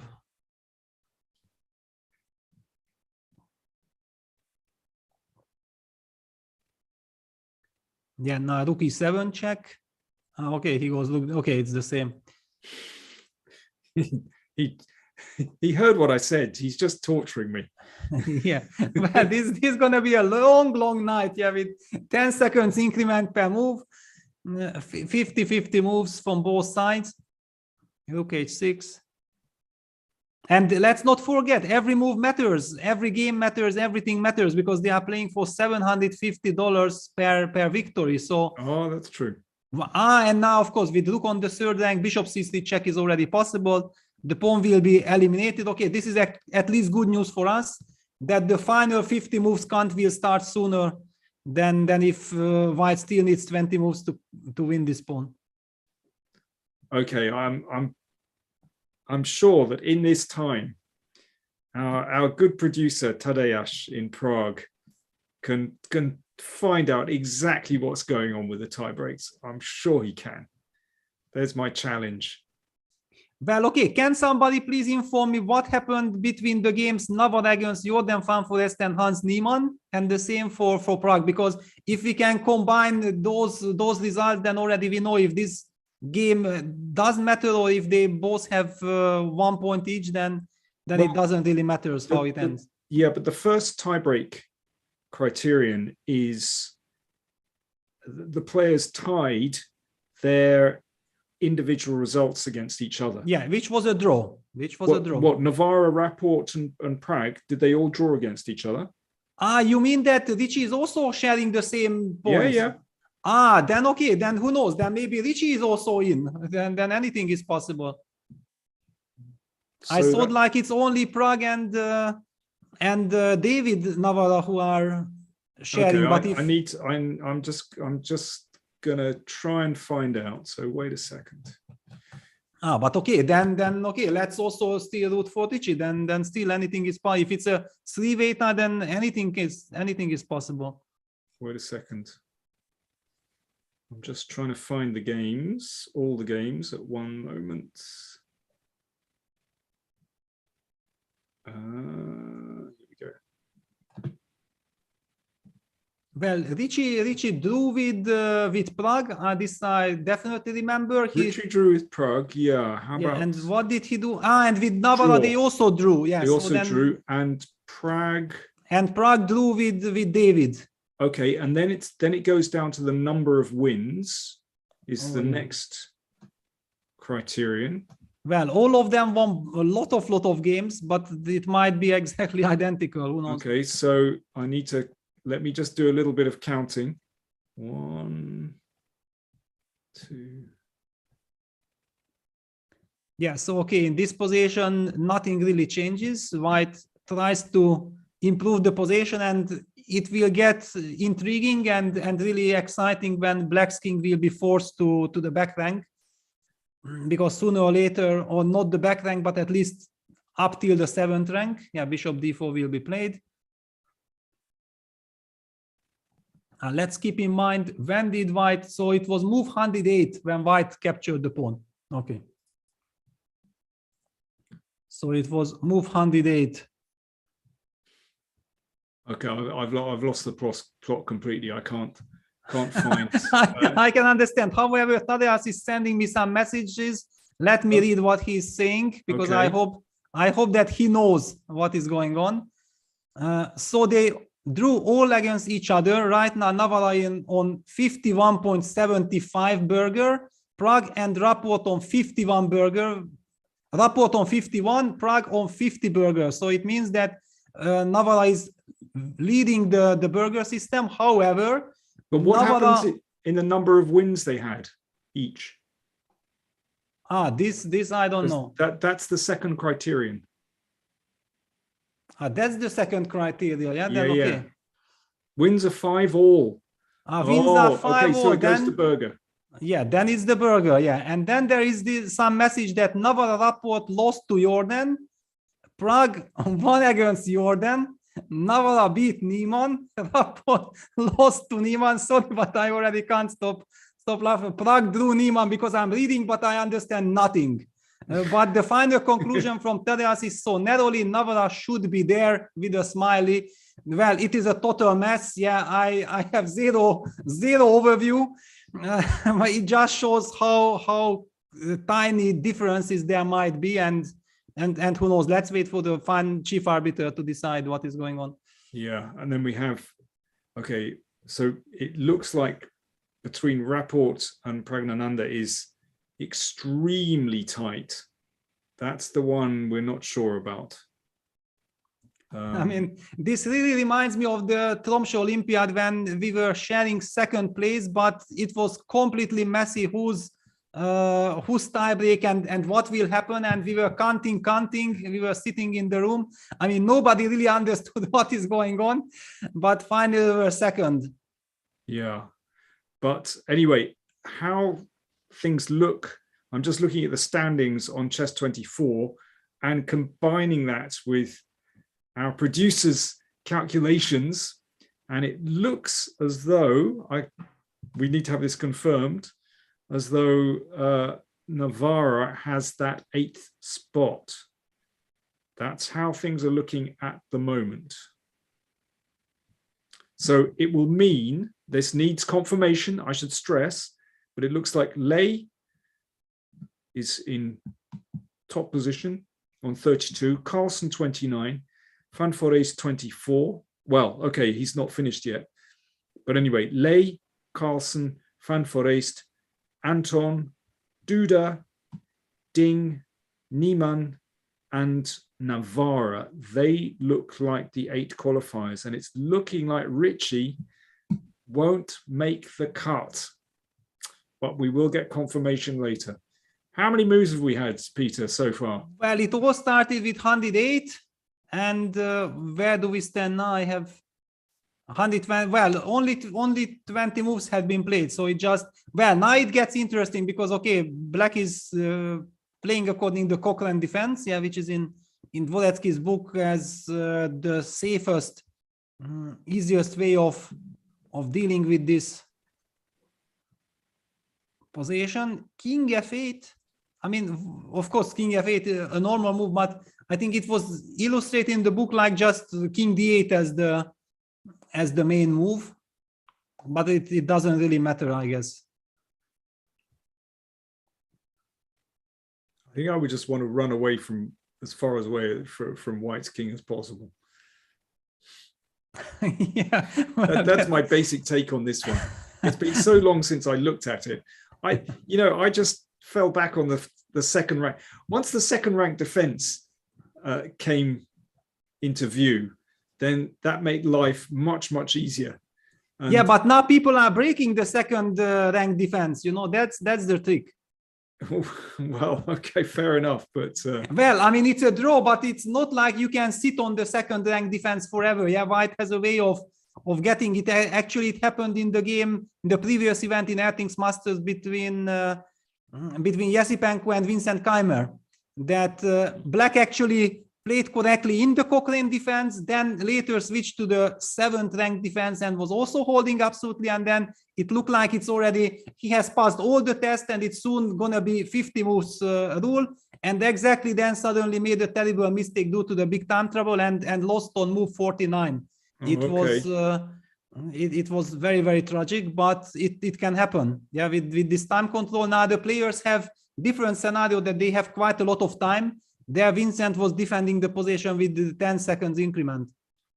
So now you're telling me my beloved second rank defense is not on. Funny well, thing, it's, you know, it's also my favorite. You know, I also loved. I'm lazy. Thought, you know, once this was kind of discovered, and I just thought, great, I've got this one. You know, forget Cochrane. You know, that's still tricky. I can do the second rank defense. That works, and I did. I remember I had to defend it once, and I defended successfully, and I thought, yep, I've even put it into practice. My little bit of homework worked fine. But look at this. This is now getting very dangerous. I mean, White got this bishop to e5. He's setting king e6. I mean, Black might have to find now only moves to stay alive. Is something really backfired here. I mean, not holding the Cochrane with this king f8 stuff. White managed to get this bishop to e5. Now king e6 is a deadly threat.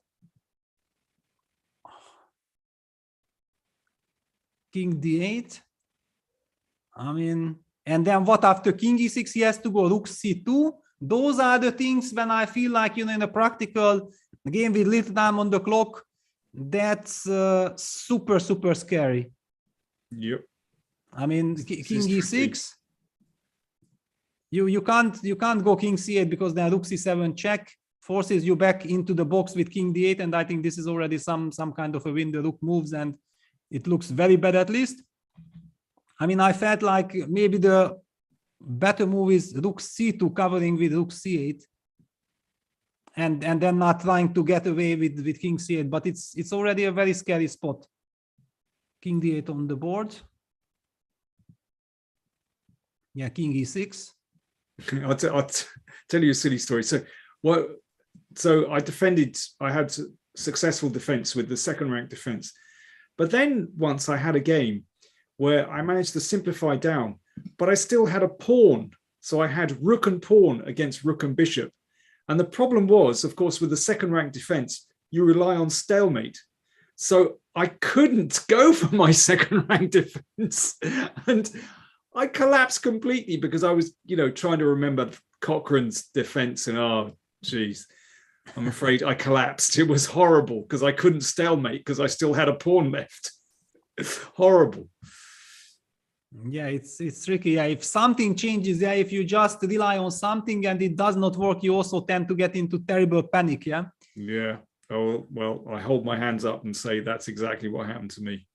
Yeah, now Hans found the move rook c2. Of course, he had to find it. It was, I think, only move already in the position. And the position looks very, very set for black. Yeah, rook h7 played. But now black can already start moving with the king. Okay, it's not running yet out, but getting ready to run out. Yeah, after king c8. Bishop d6. Yeah, now we will start another one, yeah, from another angle.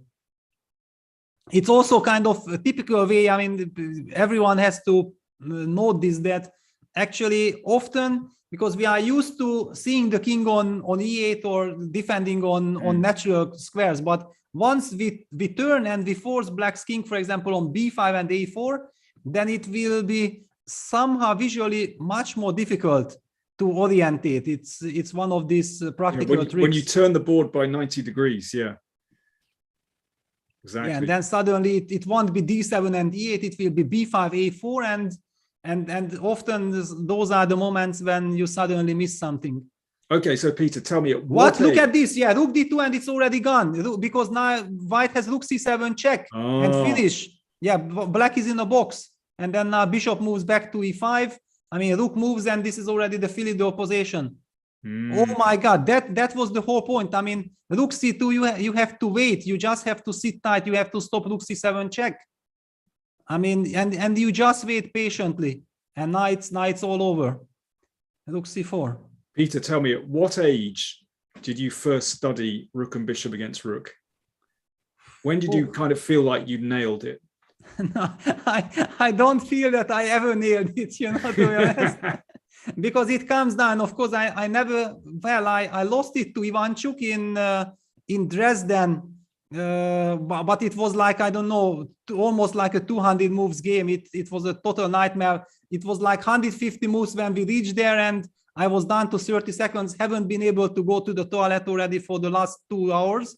I mean, it's completely unhuman. And then the whole torture just started with 30 seconds bonus. Yeah, so the game went on forever. And when we reached it, I was also already kind of boxed into a corner. Yeah, so it happened like I was relieved that I reached rook bishop versus rook, and then I just made one move by hand, like, okay, let's start, and it was already kind of the decisive mistake, and I got into this mating net. Yeah, and now rook b4, and it's over. Checkmate. Rook b8.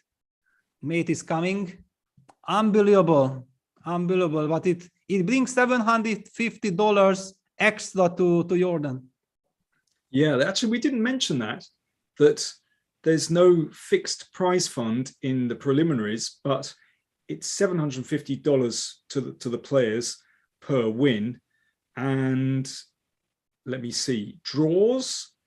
250. The 750 is split 250, 250, and the remaining 250 goes into a pot. And I think at the end of the tour, that gets split between, I think the players who played the best fighting chess, and there are, various criteria for that. So we have actually finished all the games, and at the moment it's looking like, so we have Lei 32, Carlsen 29, Van Foreest 27, Anton 24, Duda 23, Ding 23. In 7th position, Niemann 22. And then there are actually 3 players tied in positions 8, 9, 10, but we think that David Navarra has got it on tiebreak. But our producer is just telling us he's just double checking. So we will just wait for that one. So you said, okay, you had a very unfortunate experience against Ivanchuk. Have you won Rook and Bishop against Rook? Give me a happy story, Peter. No, I don't think I can. I didn't win a Rook Bishop versus Rook. I do remember that I got Rook Knight versus Rook. I think you were there, no, in Beer when I was, or you were not there in that year, commenting. I was playing something like 150 or 180 moves against Nico Galgiadis, trying to squeeze out. Didn't work out. At the end, it was a draw. And what happened? I lost the next day. Yeah, it's the punishment. Yeah, you exhausted yourself. Exactly. Well, our producer is telling us it is confirmed that the final qualifying spot rather has been taken by excuse me, David Navarra. So here are the pairings. Let's just have a look at those pairings. So we have, I just need to get those very quickly. Hans Niemann will play against Magnus Carlsen. I think we're going for an interview actually with Hans Niemann, but he will face Magnus Carlsen in the knockout phase. We've got Lei against Navarra, Duda against Anton, Van Foreest against Ding Liren, and Hans Niemann will face Magnus Carlsen. That's his reward for losing this Rook and Bishop against Rook game. Let's check out the interview. You have with him? No positive ones yet. Both times we played were in the tour, but again, it's a 4-game match. I'll just do my best to try to give him a good fight. And of course, the Chessable course is coming out. I think it's in 2 days on the Joe Bava London. Of course, you don't want to reveal anything here, but are you feeling confident with some openings going into the match with Magnus? Yeah, feeling very confident. I definitely would like to stay in the tournament until my course is released, just so I can fully promote it and plug it at every single moment in interview. But again, I think Magnus is, of course, a very, very strong player, so it'll be a very difficult match. But it's the first time for me to have such an experience, so I'm definitely just very excited to have the opportunity. And we're so happy for you. And we do love that you're always so confident. But being only 18 and being now ready for knockout in a big tournament and to face the world champion, what does that mean to you? It means a lot. I think if 1 year ago, I was a Harvard reject with no potential in life. And I think like a year ago, I was 25, maybe 20. I was barely a grandmaster. I had just got rejected from my dream school, you could say. So 1 year ago, things were looking pretty bleak.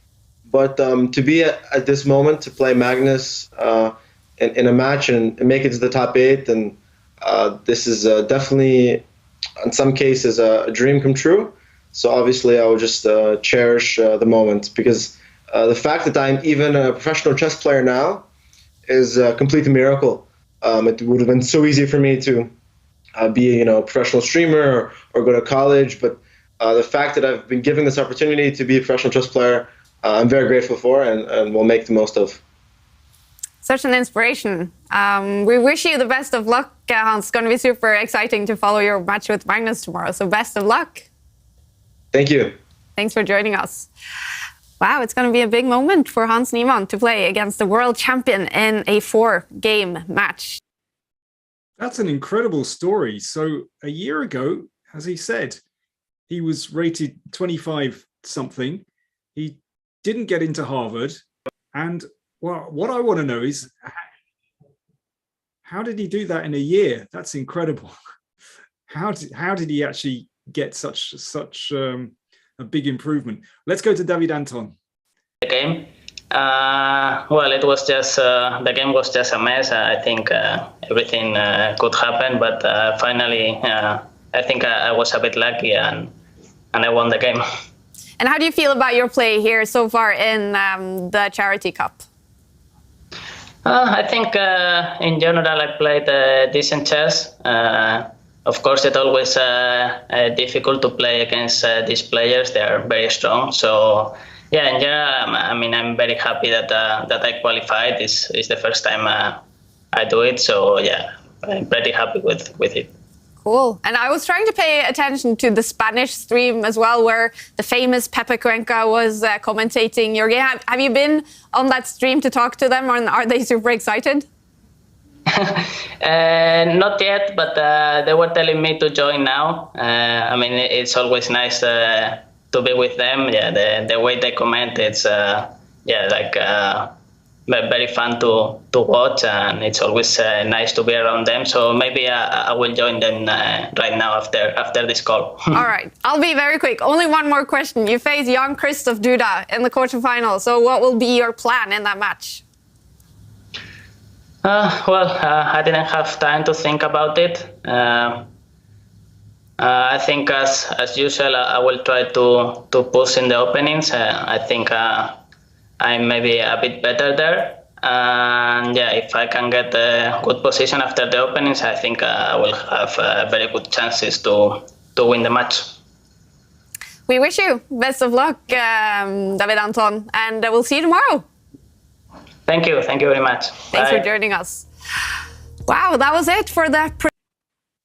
There was a happy David Anton and a relieved David Anton, because it was so tight in that final round. And we're being told that this tiebreak, I mean, I feel really sorry for Richard Rapport and Pragnananda, because they just missed out. And the first two tiebreak criteria, well, it's individual results against the three players tied. They were all draws. And then it was done on the number of wins. That was also the same. And then it was down to Burger, which is basically you're adding up all the scores of your opponents. And well, anyway, even that was incredibly tight. But David Navarra managed to get through. I've just very quickly, just thinking back to Rook and Bishop against Rook, I've just had a message from my old friend John Tisdall on Twitter, who told me that he once blundered into a loss on the 79th move of defending Rook and Bishop against Rook. Poor guy. And that must have been, those were the days before the 50 move rule. I'm guessing, I think it was extended to 100 moves at some point. I'm just guessing that's the... But you know, when I heard 79, I felt like maybe it was exactly 80, yeah? So that it hurts even more, no? Maybe, but I think it was extended at some moment, wasn't it? Instead of 50 moves, was it 100 moves at some moment? I think they changed the rules. That must be it. But anyway, I'll get back to Tiz and find out about that. But yeah, that does sound like a bit of a horror story. I think we're going to wrap things up. It's been such a tense day, going right down, well, to the final seconds, and even then we didn't know who qualified. So Peter, what's your thought at the end of today? Well, just as always, yeah, these preliminaries are incredibly tough. I mean, it always comes down to the wires on the very last second, and even basically we needed overtime to understand who really qualifies. I'm also feeling extremely sorry for Richard and for Prague, but at the same time also for Vidit, yeah, because knowing what a game he played against Magnus Carlsen, and it looked like he's about to win. And if he wins that game, then he is qualifying without any tie breaks or whatsoever, based on the results that happened, actually. So I think this is the moment when we also have to feel for Vidit. And of course, for all who played wonderful chess but didn't manage to qualify, it's just a brutal format. And of course, now the players who qualified, they need to forget everything that happened in the preliminaries. It's a completely new tournament starting from today with a knockout, with matches. Of course, now you can also much more focus on one opponent. Yeah, you can make much better preparation. You can try to target your opponent or come up with some surprises. A lot of action ahead for us, but this was an incredible dramatic preliminary stage. I've just been given a postscript by Tiz, who said, yes, it was during the brief 100 move rule days. I finished just in time for a quick breakfast before the final round started. Poor guy. Tiz, thanks for letting us know that one. We've all got horror stories. We've all recounted horror stories with Rook and Bishop against Rook. So thanks for that one. Yeah, brutal days. It was they changed it just for a year or two to 100 moves. Whew. Okay, I'm glad we didn't have to go through that one tonight. Anyway, listen, Peter, thanks again for all your insight with your commentary today. Absolutely fantastic. And well, we'll see everyone tomorrow for the quarterfinals. So do join us then. And remember, it's the Charity Cup. And if you'd like to donate to UNICEF, helping children in Ukraine, we'd be really grateful. Over 62,000 raised so far. So do check out the link there. If you've had a good time, then just show your appreciation. So Peter, thanks very much again. And we'll see everyone tomorrow. Yeah, thanks a lot. Bye-bye.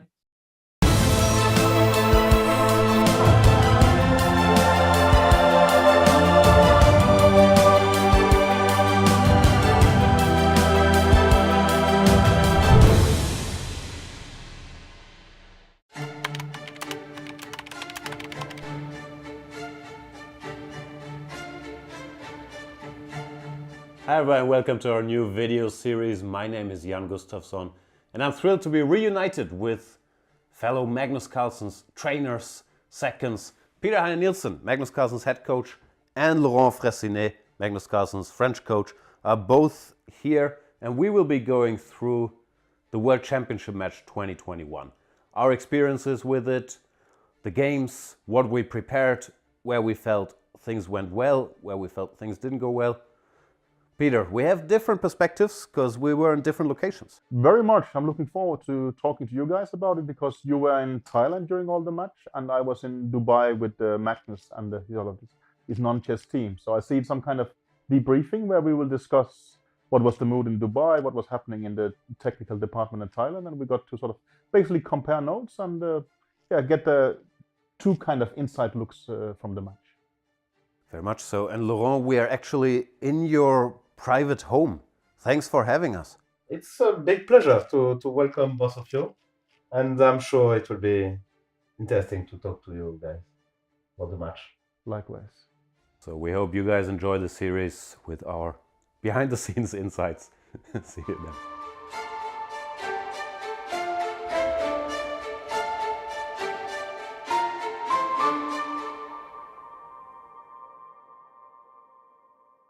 Air quality isn't the first thing that comes to mind when you think about chess and esports, but it affects our focus, decision-making, health, sleep, and more. What's in the air you breathe? Find out with Air Things. It's time to take control of your journey towards chess mastery. Magnus Carlsen introduces Chessable, the definitive solution for studying chess. Move Trainer uses the science of spaced repetition to identify your strengths and eliminate your weaknesses. There's no need to set up a board, remember which page you're on, or keep track of all the moves you miss. Move Trainer empowers you to go from the opening to the endgame with confidence. It's a seamless, effective, and fun way to study chess. Choose from one of the largest online chess libraries in the world, with hundreds of titles ranging from classic books through to our exclusive Chessable courses, including over 100 free courses. Get expert insights from International Master John Bartholomew, Grandmaster Sam Shankland, International Master Krzysztof Sulecki, Grandmaster Simon Williams, World Champion Magnus Carlsen, and hundreds of other instructors. Get started now and join our growing community of over 100,000 chess enthusiasts at chessable.com. Chessable, take control of your journey towards chess mastery.